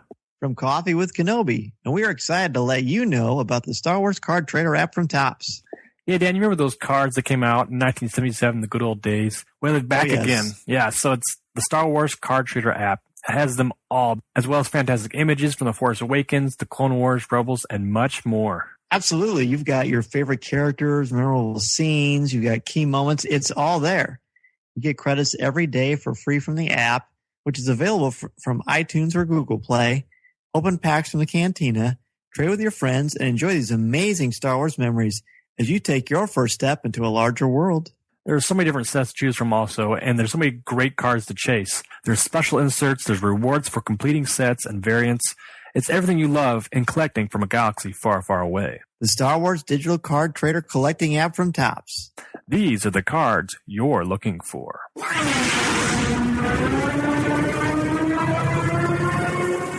Luke, you're going to find that many of the truths we cling to depend greatly on our own point of view. I must be allowed to speak. You've taken your first step into a larger world. Our topic for show number 45 is the fan's journey, Star Wars and traveling. What is it about Star Wars that inspires travel? And Corey, what do you think it is about Star Wars that inspires travel?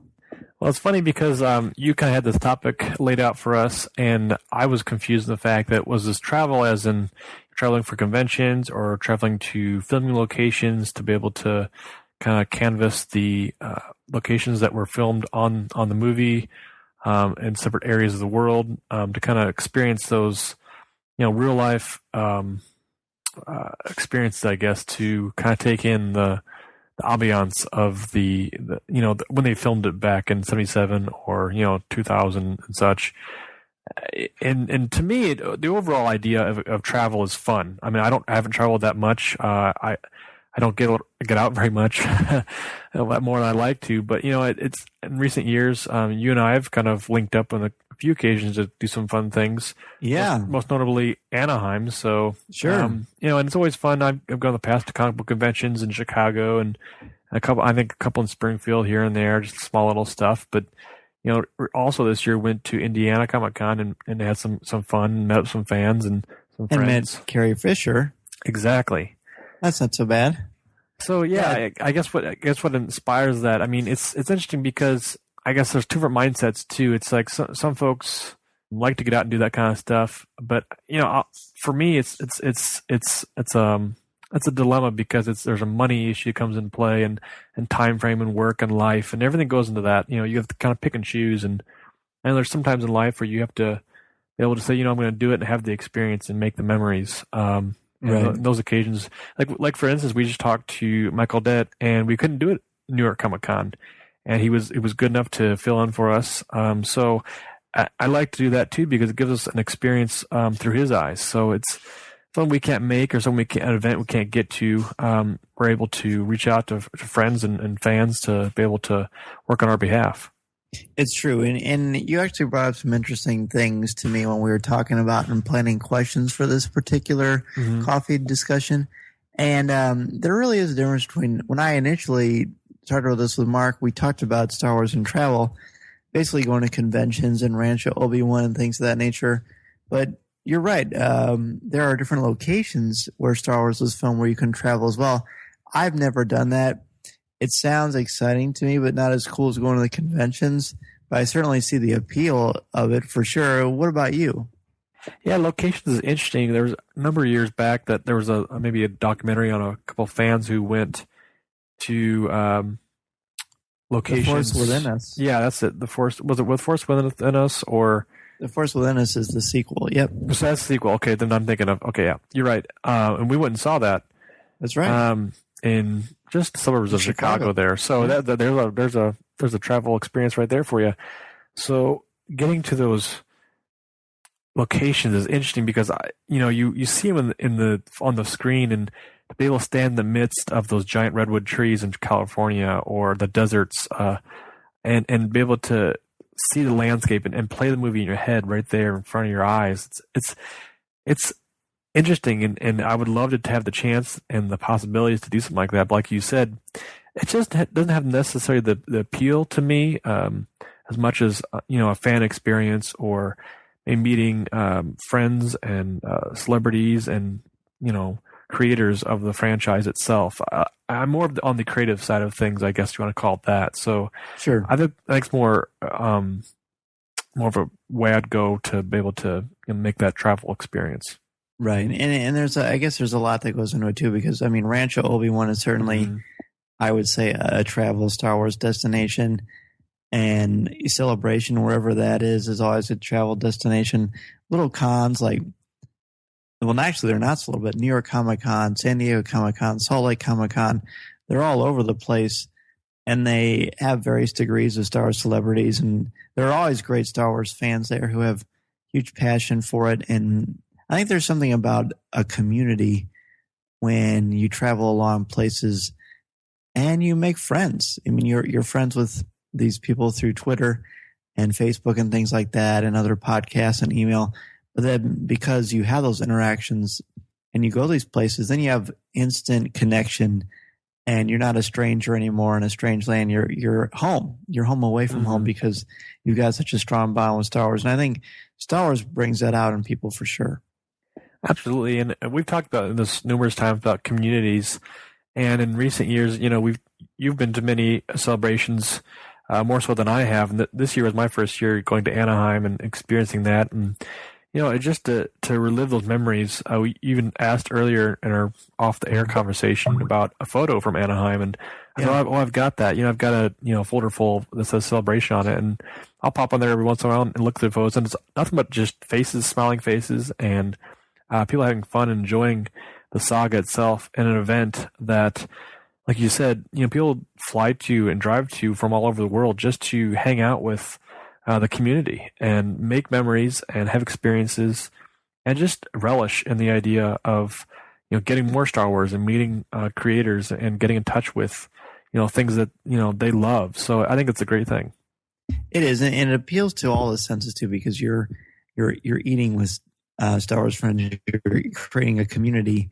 The sights and the smells of the convention center, the merchandise you can get, seeing the Star Wars celebrities, and then your friends on Twitter that become Star Wars celebrities to you, and making those connections that are so great. And it's wonderful. I think that's why Celebration is so popular, because you get to celebrate with your friends, your Star Wars friends, that become like family to you. It sure does. And, I will say, you talk about traveling and stuff, and I know it's difficult because we don't get down to Star Wars weekends, or we don't get to go to Celebration Europe next year. Cross our fingers, maybe, who knows? But it's those kind of things. How do you feel when they announce something that's somewhere you just can't get to? For example, you mentioned Rancho Obi-Wan, Halloween. That's right, October 24th, and October 24th is quickly approaching, and it's something you hear about and you go, oh, that sounds like so much fun. You hear about the reports afterwards and how much fun people had and the experiences. You kind of daydream about going to those places and doing those things. And then you recently went to Lucasfilm and had experiences there. I mean, this year alone, you've been to how many events in your lifetime? Did you ever expect something like that?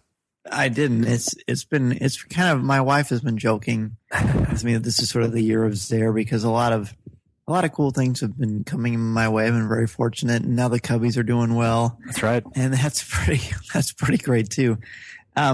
It adds to it. It's almost like a collectible experience. I like that. It's like you're collecting memories, which we talked about with Jeff and Andrea when she was on, and you have these moments, and they become a part of your Star Wars fandom, and it's great. It's like it's just a unique way to share your experiences with other people. You hope that one of my biggest goals for Celebration coverage was that people who couldn't be there felt like they were a part of the action. And I think Mike did that for us with New York Comic-Con. And those are great, because let's be honest, I don't have a money tree in my backyard. I don't think you do either. And most people don't. So it's tricky. I mean, some people are able to make it work, and God bless them. That's amazing. You don't have to be rich to do it. You just have to be prudent and wise and fortunate, and it all goes into it, and I think one of the things I would suggest for people who are doing travel on Star Wars is that you have friends and connections, and hit them up. Don't inconvenience them, but if there was ever something in the central Illinois area, I'm sure Cory and I would open our homes to our friends and say, hey, you know what? This is going to save you a lot of money. Come hang with us and our family, and we'll go to the convention together. Absolutely. And I think too, just, future plans coming up as we get closer to the new movie and Force Awakens. Off the cuff, we had mentioned jokingly to our good friend Jeff, driving up here and seeing it together, or meeting halfway, and seeing it together, just because we want to be in each other's company to, Right. experience the new film. And, that's a possibility still. We, haven't hashed out all the ideas, but, it's a fact of making the commitment to, create those memories like you just mentioned too. Yeah, good point. It's pretty spectacular. Just the notion that you can do that sort of a thing and travel. Like, to me, even when I was a kid, like, I would ride my bike to the comic book store, and if you do it in the car, it would take 5 minutes, but on my bike, it would take me like 30 or 45. And I always felt like I was accomplishing something else. It's like I was some sort of explorer, crossing the highway and waving my Danzig comic book flag and saying, "Look what I did! Look at how passionate I am about this." But you can do that, like you said, at a local convention. You could do that going to Star Wars Reads Day events. Mm-hmm. You can go there and do that on a toy hunt. There's no right way to do it. It's just, your pilot light is you. Your passion, what speaks to you, and however you want to do that or are able to do that is great. There's no right way or wrong way to do it. It's all another way to experience Star Wars, and that, I think, is what's a lot of fun. As far as when I find out that things are going on that I can't immediately run to, I don't really get discouraged. What I typically think is, someday I'm going to do that. Someday I'm going to do that. I mean, I was just a half hour from Rancho Obi-Wan, but it was sold out, and it just didn't work out. But I got to go to Lucasfilm, and that was pretty darn spectacular. That was something I will never forget. The first of hopefully many trips out there. There's going to be other times. There's going to be other times and situations where that happens, and I'm going to try to save for that and make that be, because, I mean, there are things I like to do. I love to go to Rancho Obi-Wan. I love to go to their fundraiser. I love to go to New York Comic Con. I would love to do a Star Wars 5K or 10K or half marathon. There's a lot of stuff I want to do, but you can't do it all. So you just sort of have to pick and choose. And the next 10 years, 15 years, there's going to be a lot of stuff going on, and hopefully longer than that.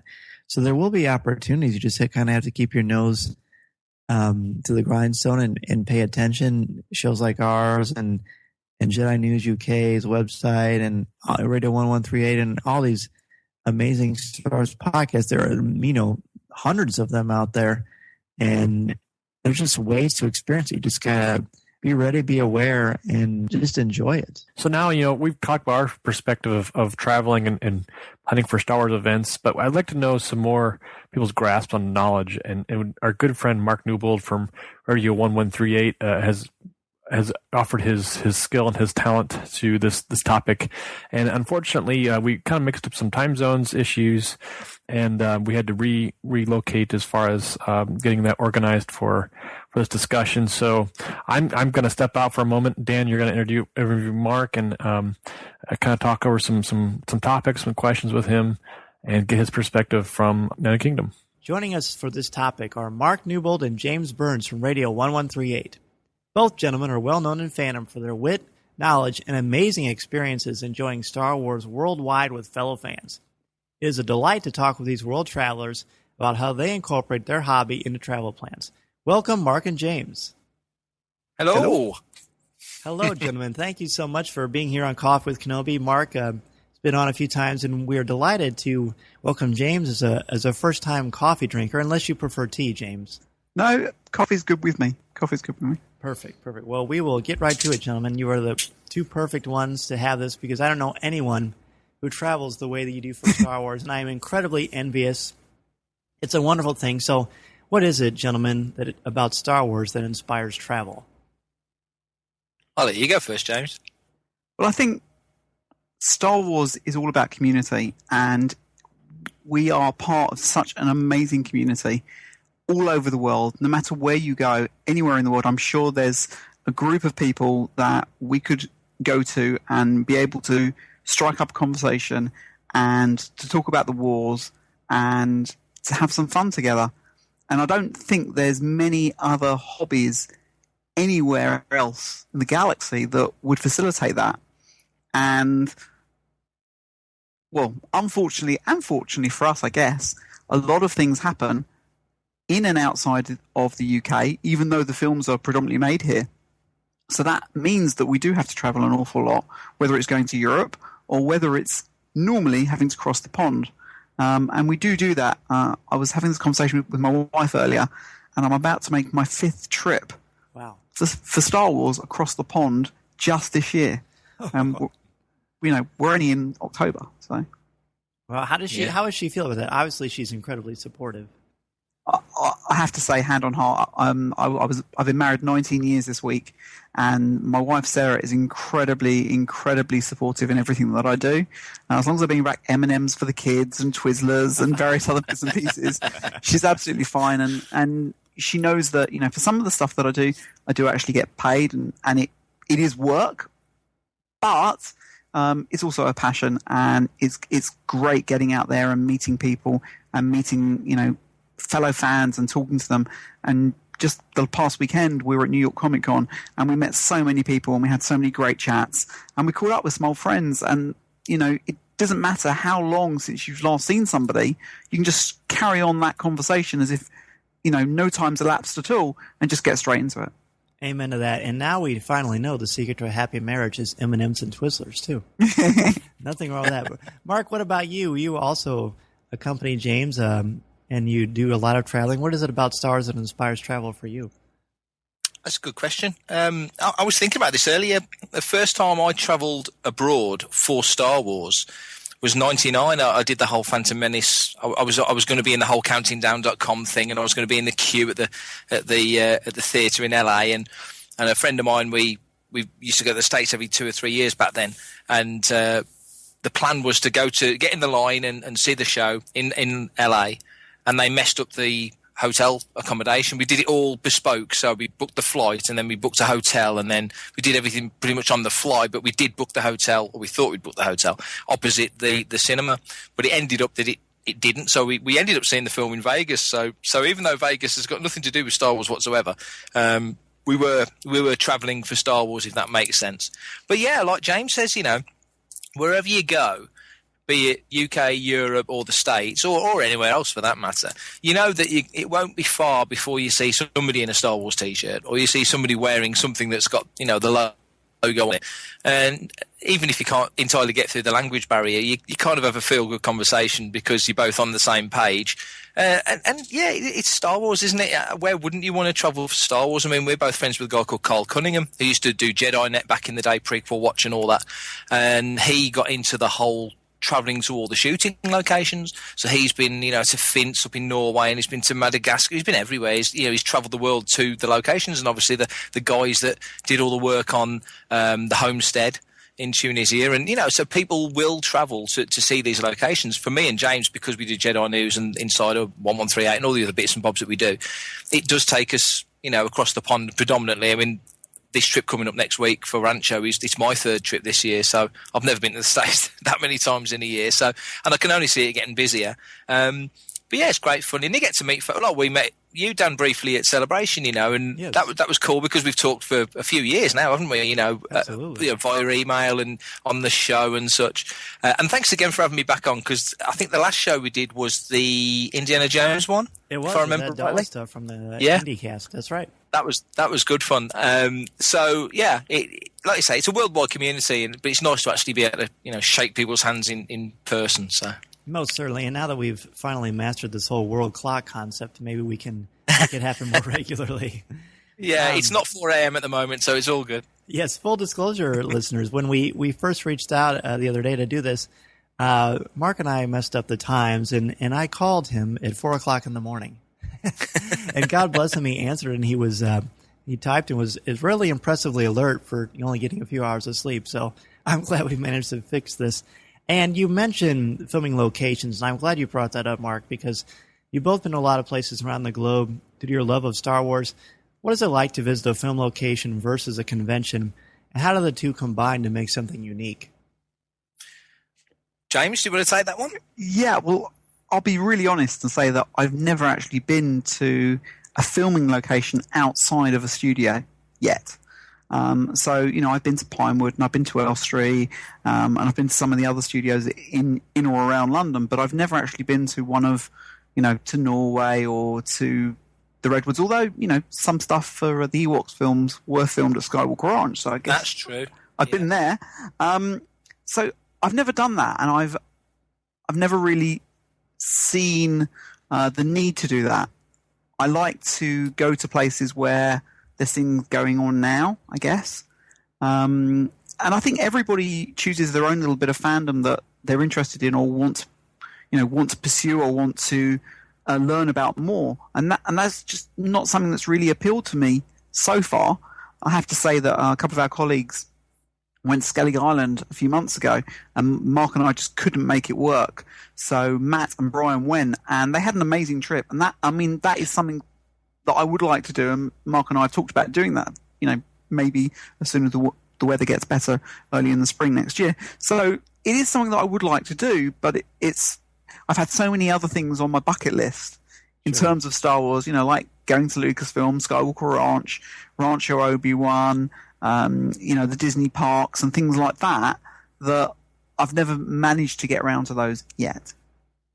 Yet being the key word, of course. Yeah, I'm with you. I've never been I've been to San Francisco, been to Lucasfilm, and I've been through the Redwood Forest, but not the ones where they filmed Return of the Jedi. And it's always been interesting to me, but I agree. There are other things on my bucket list that are much higher than that as far as Star Wars goes. Mark, what about you? Yeah, the only shooting location I've been to is really low key. There was one scene in episode 1 that was shot in the New Forest, where the bit where Jar Jar leaps into the water to go down to Otto Gunga. That was filmed in the New Forest, which is down sort of southwest of England. So I've been there. That's about the only one I can even say that I've been to of an original one. My wife, Ruth, went to Tunisia years ago, and she went to the Hotel Sidi Driss, and she saw all of that. And of course, she's not a Star Wars fan at all. It might as well have been Care Bears for all she knew what it was, but she had actually been there, and so I'm kind of quietly envious of her for that. So that's on the list. I'm the same as James, really. I'd love to go to these places. I'd love to go to Finse to see, because Empire's my favourite, so I'd love to go to Finse to see where those exterior shots were done, but I have a sneaky feeling that I'll just look outside the hotel room and just see white, like a Macquarie, massive Macquarie painting, and I won't know what I'm looking at. So, I'd like to, but it's not at the top of my list. I'm very much the same as James, strangely enough. Odd that we work on the side together. We've got 2 ideas. Visiting Skywalker Ranch was a big thing for me, and like James says, Ewok Adventure, a lot of scenes there were filmed there. We didn't specifically go to them, but they were shot there. And I think for me and for James, as kids growing up, you learn about the Skywalker Ranch and Lucasfilm was an organisation, and that was the heart of it and the home of it. So it was in a weird way, it is a Star Wars location. We know a lot of the creative stuff was done there. So that was still is. I mean, a lot of Episode 7 is being created there. All the sounds being done there, and in the Presidio, we're getting all the special effects being done there, and also in London. So. Isn't that amazing? I remember walking through the halls this summer and Matt pointing out different buildings and saying, yeah, that's where they're doing some of the effects for Episode 7. And you just kind of think about that for a minute. And the 6-year-old boy in you thinks, oh, my gosh, I can't believe this is going on. We're having new Star Wars, which is just amazing. And you both mentioned the theme parks a little bit. And Star Wars is, of course, a worldwide franchise. But more and more, we're, of course, hearing about Star Wars Land and other exciting things happening in the theme parks.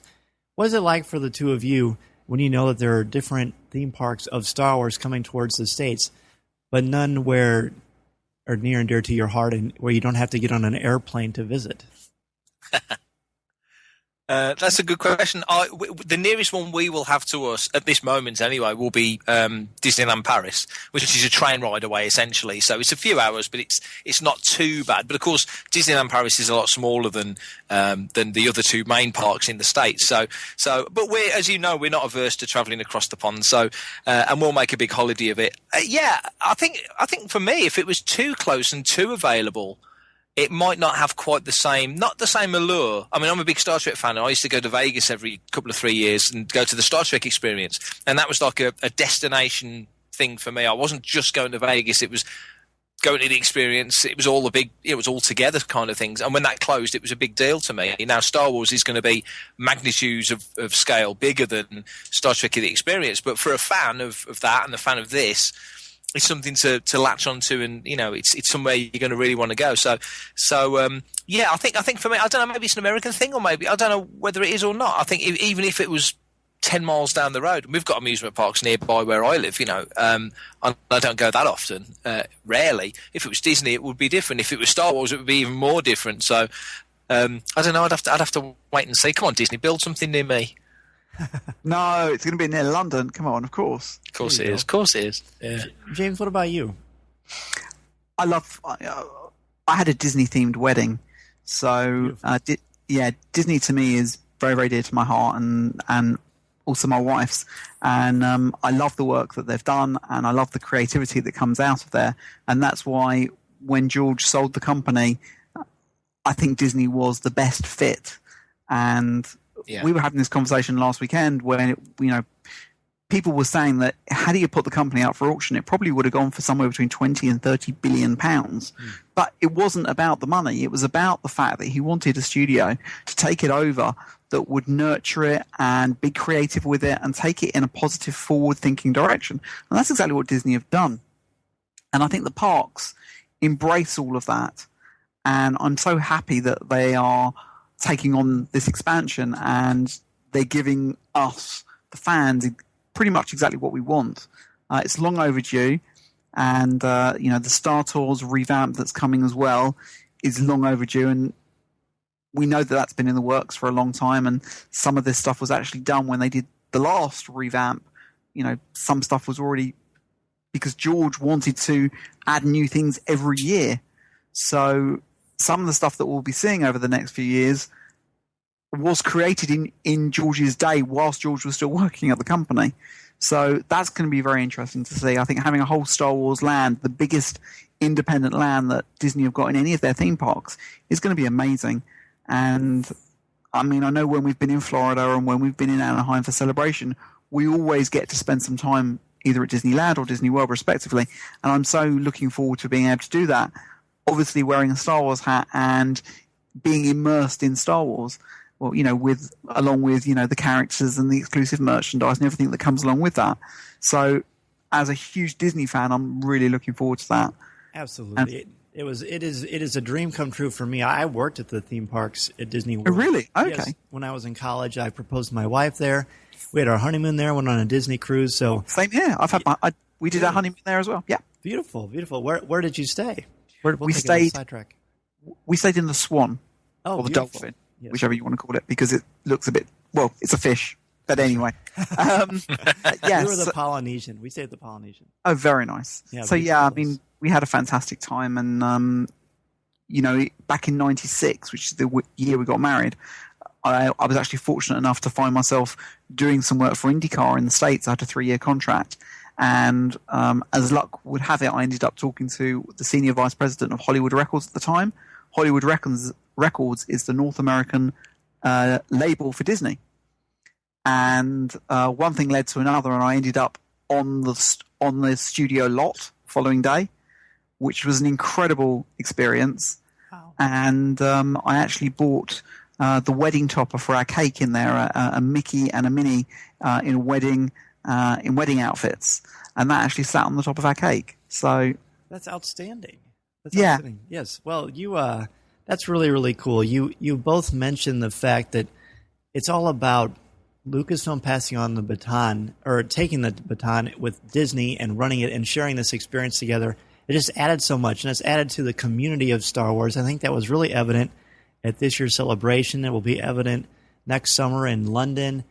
We saw at the D23 Expo. It just seems to be percolating everywhere. It's very exciting. So what can we expect as fans and attendees of Celebration London versus celebrations in the States? Oh, we can't say. I was thinking what can we say? What can we say? Well, we are deep in planning at the moment. There's going to be some things done differently. There's going to be some firsts. There's definitely going to be some firsts. Oh, good. Going to be some big firsts, which I think will surprise some people. And honestly, when I asked this question, I had no idea that any of you had any previous knowledge of this. So, yeah, well, we're working very, very hard behind the scenes. I've actually got a meeting about Celebration tomorrow morning, and I've got a huge smile on my face as I'm talking to you. I hope it's going to be the biggest and best celebration yet, obviously, because it's in my backyard, as it were. And yeah, there's going to be a lot of firsts. We are hoping that we're going to be doing the Caravan of the Force again. Oh, wow. And we're talking to Lucasfilm about that at the moment. And I think it's going to be a very different experience because we know now that probably the next 6 Star Wars... Well, we know the next 6 Star Wars films are going to be based predominantly in the UK, and they're all being made here. So to have all of that experience available to potentially bring to Celebration, and for all of the people behind the films that are making them, the people that are building the costumes and the droids and everything else, for them to be able to share what they've learnt and what they're learning and the creativity that goes into the films, and to share that with us as fans, I think could be an amazing experience. And if Disney and Reed work together and they do bring those people to the show, I think that would be an amazing thing to see. Because yes, we've had some behind the scenes people come to shows before, but never when they're in the midst of creating new films and creating stories. And I think that could change Celebration a bit. And Mary Franklin came over a few weeks ago, and I said to her, how are you going to deal with the programming for Celebration? Because this is going to be your hardest celebration for programming. You've got the 6 films that we all know and love. You've got the Clone Wars. You've got Rebels. You've got Season 2 of Rebels going on at the same time, with Season 3 being imminent. You've also got The Force Awakens that would have been out 7 months. You'll have Rogue One, which is 5 months away. And they'll be probably in the middle of shooting, or may have even wrapped, on Episode 8, which is only 10 months away. Wow. So you've got all of this content and only 3 days. It's staggering, isn't it? It's honestly, I think it's going to be an unbelievable experience. And I begged for a 4th day, but it just wouldn't work. Unfortunately, it just wouldn't work logistically this time. Sure. But you know, it's going to be an action-packed 3 days. If you look at Anaheim, how busy that was, and that was with 1 film coming.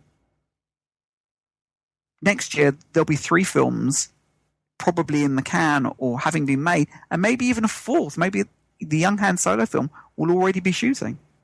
Wow. I guess I'm going to have to get another job. Yeah. To fly over there. Wow. Yeah. It just sounds incredible. Mark, what about you? What can you add to what James just said? I think when the first Celebration in Europe came in 2007, obviously we were 2 years past Revenge of the Sith. We were just about to launch with the Clone Wars. So it was a different era for Star Wars. And for me, I was still doing my old website. James had just about launched Jedi News. So it was a different kind of time for us as well. So we were getting to know people, getting to meet people. A lot of people we got to know then aren't even around anymore. So it was a landmark moment certainly for UK Star Wars fandom. It really, really was.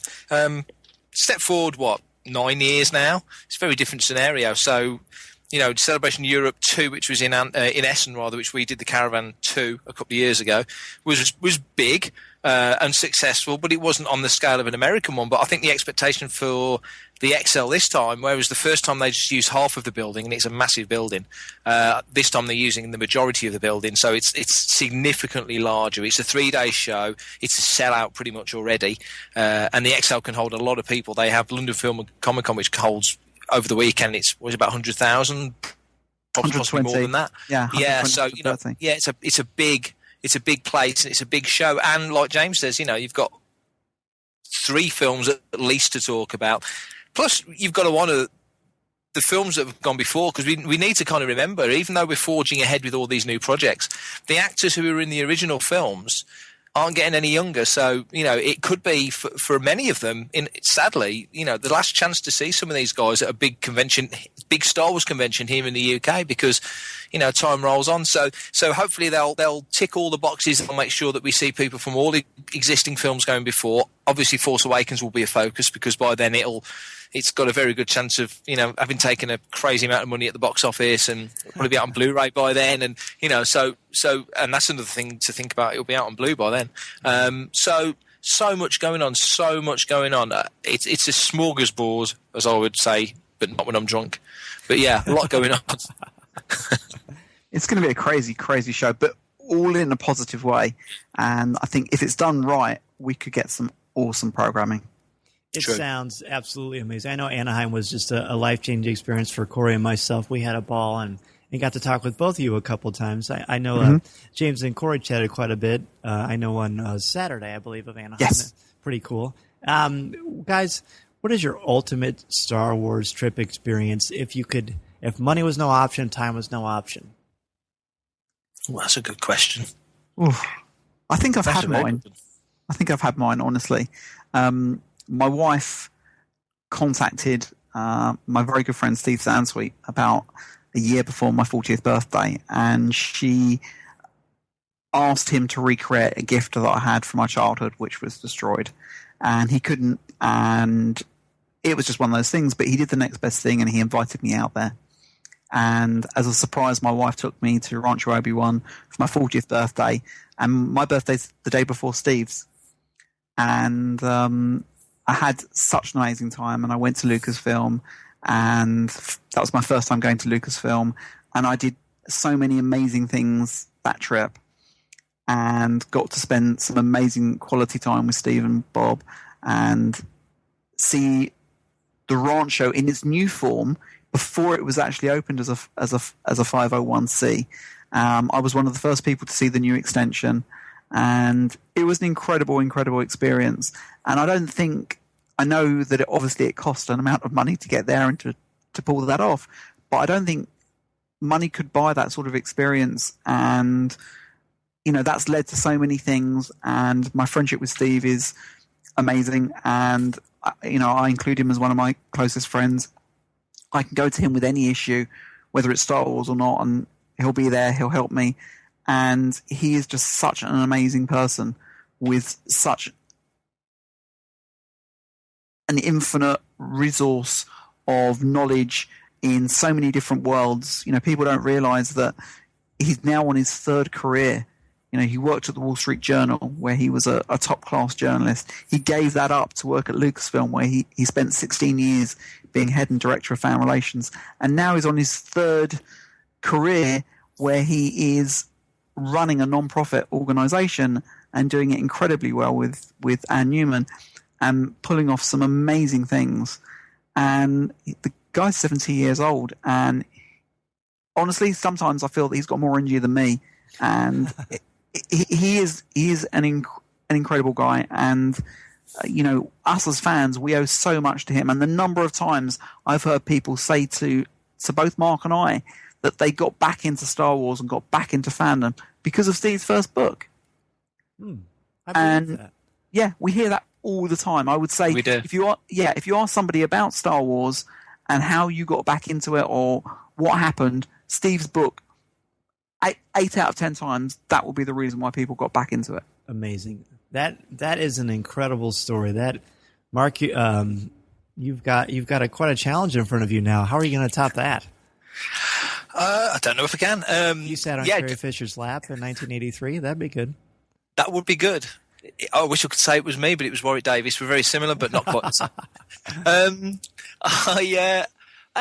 Rancho is right up there. Absolutely right up there because of what's there and what it is and everything that's associated with it and the history that it's got. But for me, it would have to be my first trip to Skywalking Ranch because since I used to get Bantha tracks back in the day, as I said earlier, I grew up with this stuff and reading the books and learning about the people and the history of it all, and knowing that was, to a kid, like 10, 12, however old I was, absolutely unachievable goal of ever setting foot in the place. It was just something I would see in photographs or maybe the odd moving image, but nothing more.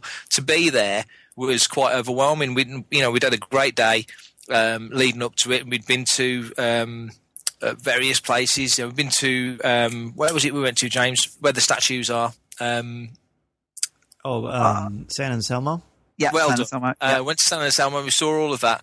But going to Skywalker Ranch, Paul Bateman had said to me, he says, when you go, he says, just do yourself a favour. He says, you'll be talking, you'll be taking it all in, you'll be blown away. He says, when you stand out in front of that building, he says, close your eyes, take a deep breath and do a full 360 and take it all in. He says, because you'll never repeat the first time. He says, you can go there a million times, it'll never be like the first time.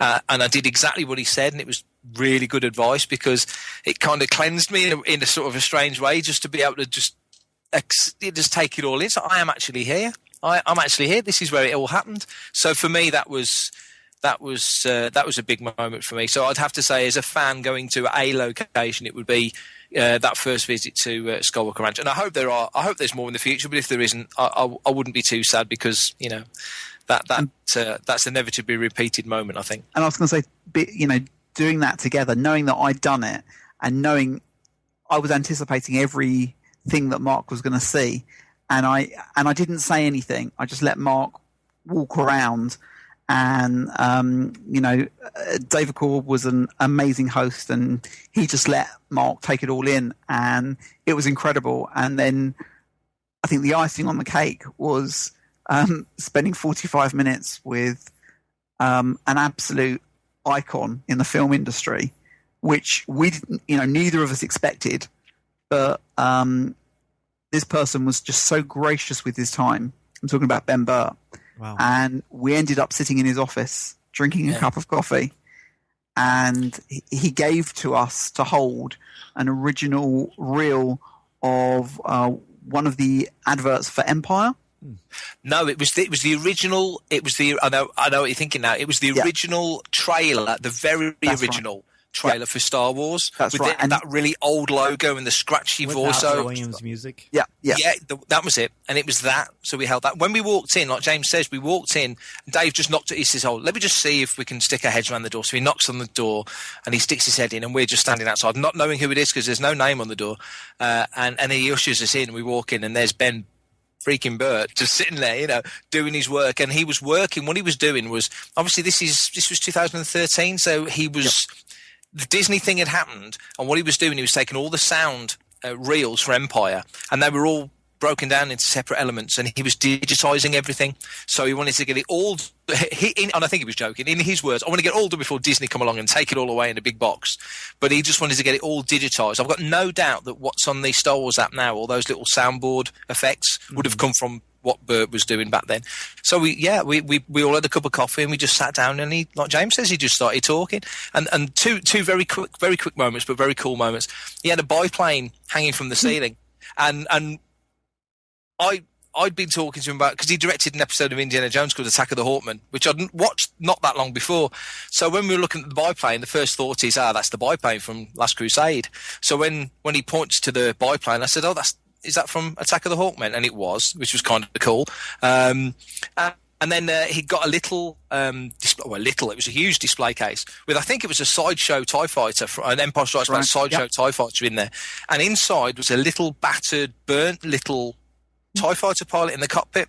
Now, one of my favourite stories was I did the insider panel at Celebration 6, and I sat next to Leland Shee, and Leland says, asking the crowd for questions, and people are asking all these questions, and I said, I've got a question. He says, what's that? I says, whatever happened to the TIE fighter pilot in Empire? And he looks at me. I said, when the asteroid hits the TIE fighter and he said the little TIE fighter pilot spin away, I says, whatever happened to him? I said, something, come on, it's Star Wars. Everyone's got a story. The guys at the back of the canteen you've never seen have got stories. He's got to have a story. And he looked at me like I'd gone completely loopy. So, of course, it was so cool for Ben Burt to be talking about all these cool little stories, and me to the point and go, is that the TIE fighter pilot from Empire? He says, yep. And he told me how Sideshow had given him the TIE fighter, and he just had to put the little guy in there. So that was something to take away from that. That was very cool. My gosh. Honestly, since the moment you two started talking, I have not stopped smiling. I haven't smiled this much during a podcast since I first recorded with James Arnold Taylor. So thank you both so much. What a joy to hear your amazing stories and bring everybody into your fandom. And I think very much that you're both collectors, as am I. I think this whole thing makes you feel like you're collecting still, but you're collecting memories, which is a beautiful thing. And speaking of memories, my job may be a memory if I don't wrap up here in a few minutes. So I better go ahead and thank you both for being on. And James, we have our 5 questions to ask you, which Mark has answered previously, but they help to show the commonality of Star Wars fans. And it's always fascinating to hear and compare and contrast answers. So first one we have for you, James, is what is your favorite Star Wars movie? It's Star Wars: A New Hope. Excellent. And your favorite character? My favorite character? At the moment, it's going to be Darth Vader. Just because there's the synergy between the prequel trilogy, the original trilogy, and now The Force Awakens. I love it. A nice little tease as well. Your favorite line of dialogue or film moment? My favorite scene, ensemble scene, is Jabba's palace. I just think it's an incredible feat of what they did back in the 80s to pull that off with such precision and the costumes, and it took the cantina, and for me it just added so much to that. It was incredible. Absolutely. Kicked it up many notches. Yeah, very much so. This next one I already know the answer to as far as the first part, but I don't know the second part. If you collect, what is your favorite collectible that you own? Well, I do definitely collect. I think everybody knows that. Absolutely. 38,000 pieces and counting. Wow. My favorite, it's like, it changes all the time. Right now, I'm going to have to say the Sphero BB-8 because I just think it's an incredible piece. Isn't it amazing? It is, and every time I play with it, I have a huge grin on my face because I think they've done an amazing job. And that's not to knock anything else. That's what it is today. If you ask me tomorrow, you'll probably get a different answer. That's right. Well, that's great. We'll just have to have you on a lot to hear all about your pleasure. 38,000 times. So what particular messages or themes about the Star Wars saga resonate or speak to you? For me, Star Wars tells a classic story between good and bad. It's a love story. It's a story where good prevails over bad. And if we look at our lives and how we lead them, I think it's something that is inspirational and aspirational for ourselves and our children to live our lives and be good to other people, and to always try and see the good in somebody, and to try and, make good happen. And it's a simple story. It's probably the most basic story that there is, but George Lucas tells it in such an incredible way that here we are almost 40 years on, still talking about it. Absolutely. Well, very well said, gentlemen. You're both so eloquent and passionate, and we just can't thank you enough for coming on Coffee with Kenobi with us. And if you could, go ahead and tell our listeners how they can get in touch with you if they want to ask you a question, just say hello, and experience all the great things with Radio 1138 and Jedi News UK. Well, you can get in contact with us. Obviously, come and visit us at jedinews.co.uk. You can send Mark and I both an email if you want to info@jedinews.co.uk, and we'll be happy to answer those. You can find us on Facebook. We've got Jedi News, and you can also find us on Twitter at Jedi News UK, and also Radio 1138. Perfect. And individually, you guys are on Twitter quite a bit too. I know Mark is for sure. I certainly am. Yes, I'm never off the blooming thing. I'm out there on Jedi News 2010, and James is at Planet Burns, I believe. That's correct. Beautiful. Well, of course, everyone reached out, tell them hello, and they're so friendly and always have amazing stories to tell. And of course, this is part one of our Radio 1138 crossover. Corey and I will be very fortunate to guest on Radio 1138 in the very, very near future. So we look forward to that as well. Gentlemen, thank you so much for coming on Coffee with Kenobi. Have a wonderful day. Thank you. Thanks, Dan.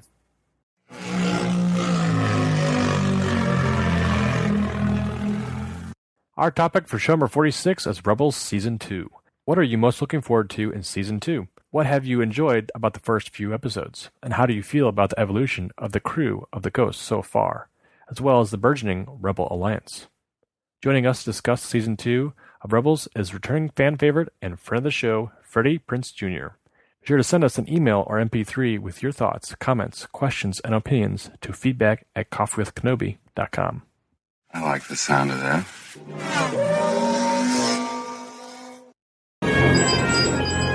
Echo 3 to Echo 7. Ano, buddy, do you read me? I saw part of the message. I seem to have found it.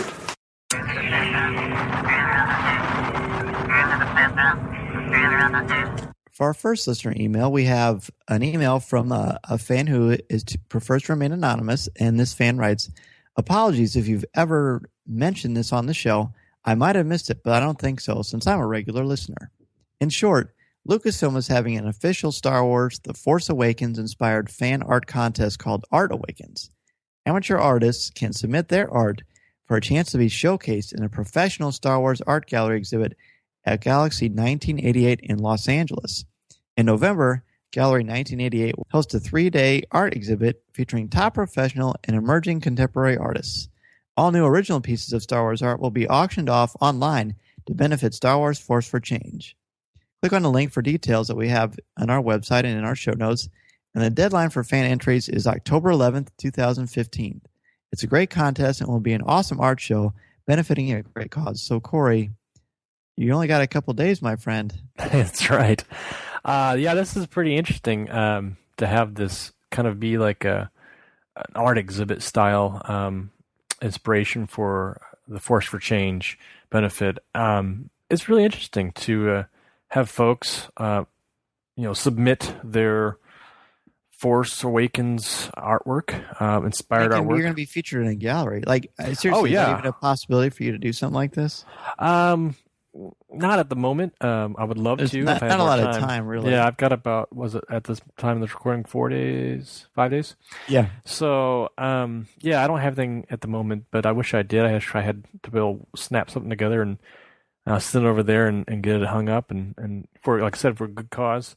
But what about you? Would you be ever interested? I know, StarWars.com had kind of a art is anything expressive. So it could be anything that you would like to do. And I like to ask people who are not so much artists, or they claim they're not artists, because I think everybody can be an artist. That's very kind. I may be an artist with the written word, my friend. There you go. But when it comes to drawing and art, I cannot draw a straight line with a ruler, and I am not joking. Like, even my stick figures say, come on, you're embarrassing me. People say that. They say... Have you seen my handwriting? I've not seen your handwriting. I'm sure it's phenomenal. No, it's not. It's not. I have seen your handwriting. My handwriting is like a doctor, but without the PhD behind it. It's not good. Yeah, I definitely cannot do it, but you're a talented guy, so obviously that's my vote is you, but you don't have the time, and who knows, maybe other people out there do. We'd love to see your entries, if you're allowed to post them after you share them through the Star Wars Force for Change contest here. Please let us know. We'd be happy to promote it. It's called Art Awakens. So go ahead and submit. And gosh, it would be amazing if you could be featured in Los Angeles at the Gallery 1988. Our next email comes from Craig Dickinson. He says, "Hey guys, I was listening to your latest episode on Attack of the Clones today and heard the chatter about the naming of one Count Dooku and why that's one silly name. Were you guys aware that the Japanese word for poison is Dooku? And this is likely the origin of the name. Knowing Lucas's penchant.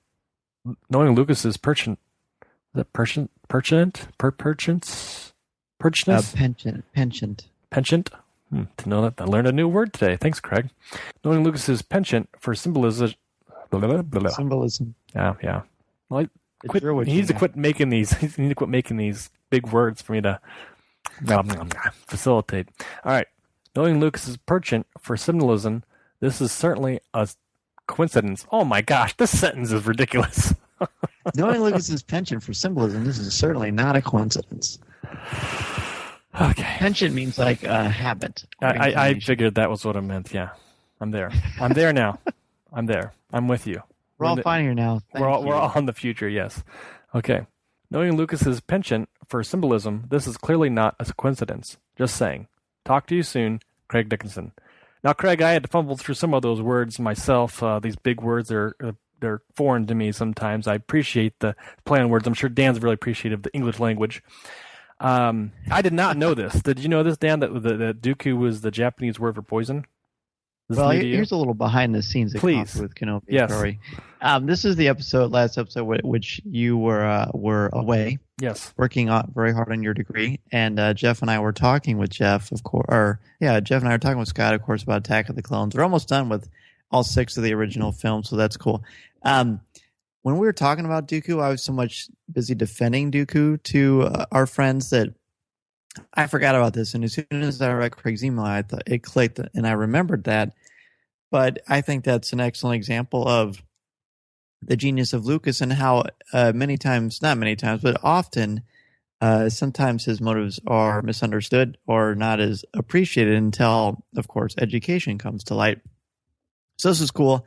And instantly I forwarded it to Jeff and Scott, and they thought that was pretty cool too. I think Scott even said, I still don't think it's a great name, But he was having fun with it because it sounds silly. But it's not silly. Count Dooku is poisonous for the galaxy. He's one of the reasons that so many people lose their lives in the Star Wars universe during the period of the Clone Wars. So thank you, Craig, for pointing that out. And we look forward to having Craig back on for Rebels Reactions. And, of course, you can catch Craig's Rebels reviews for Rebels Reconnaissance on Coffee with Kenobi. And also, to continue my awkward transitions, Rebels starts next week, which is pretty great.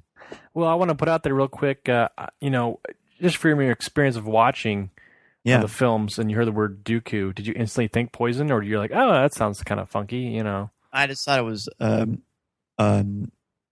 unusual and a little awkward. Sure. But it was a Star Wars name, and I just rolled with it, and I liked the character so much that I just thought, cool. It's Count Dooku. Well, it's up there with Yoda and Qui-Gon. Even now when I say it doesn't sound weird. Yeah, well, how's that any different than Yoda? Or Kylo Ren, things like that. Yeah, it just seems like it's natural for a Star Wars name. So again, like you mentioned, Craig, another great email, another great thought, something I didn't know about, something I learned. So thank you very much. You know what else is fun too? You were talking about Yoda and Qui-Gon Jinn, and you just threw in Kylo Ren like we've known him for years. So that kind of gave me a little bit of excitement. Yeah, it's coming close. It'll be here before you know it. Our last email is from a brand new listener. His name is Mike Franz, and Mike writes, "Hi, Dan and Corey. My name is Mike, and I've been a Star Wars fan for as long as I can remember. I particularly enjoy the novels and audiobooks, especially unabridged productions, though the abridged narration with Anthony Head narrating are still classics in my opinion. It was your interview of Jonathan Davis found on a random search of mine that gave me an introduction to Coffee with Kenobi. Intrigued, I started cruising all the episodes of Coffee with Kenobi, selecting titles that I thought I would enjoy. As I listened, I realized that I enjoyed all the aspects of the show, so I decided to start from the very beginning.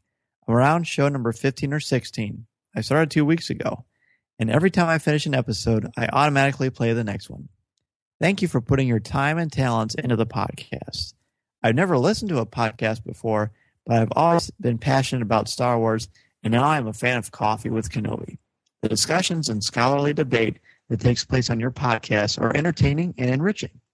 I find myself using Star Wars in a grad school assignment recently because I was able to connect it with what I was studying, and your work inspired me to do so. I look forward to catching up and keeping up with Coffee with Kenobi.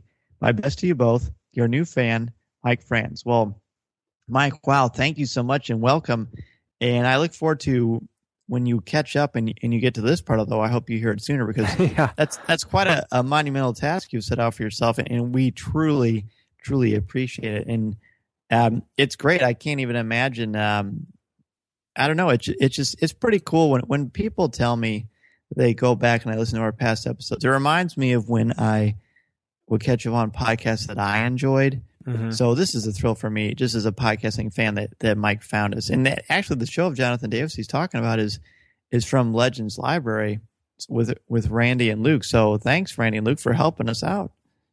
That's right. And thanks again, Mike, for listening to us. And I get on board with Coffee with Kenobi because it's so cool to hear new fans, too. We constantly hear folks who have discovered us and go back to our back catalog and kind of look at some earlier shows and catch up. And I love hearing that kind of stuff because, like you mentioned, Dan, it's so much fun to hear, the different discussions and different guests we have on, things like that. Certainly a lot out there to absorb, but definitely Mike's on his way. So thanks again. From Topps comes the all-new digital card collecting app, free to download from iTunes or Google Play. Star Wars Card Trader. For the first time ever, collect and trade everything from legendary 1977 Star Wars cards to new cards featuring exclusive content from Star Wars Episode 7, The Force Awakens. All from the comfort of your mobile devices. Star Wars Card Trader. These are the cards you're looking for. Chewie, get us out of here!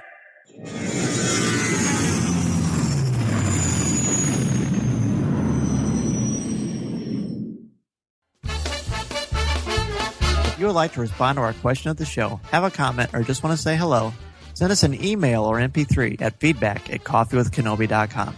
Or if you have a specific question or comment for either of us individually, email us at danz@coffeewithkenobi.com or coryc@coffeewithkenobi.com, or visit us at coffeewithkenobi.com and click on the Contact Us section, or comment on one of the stories featured on the site.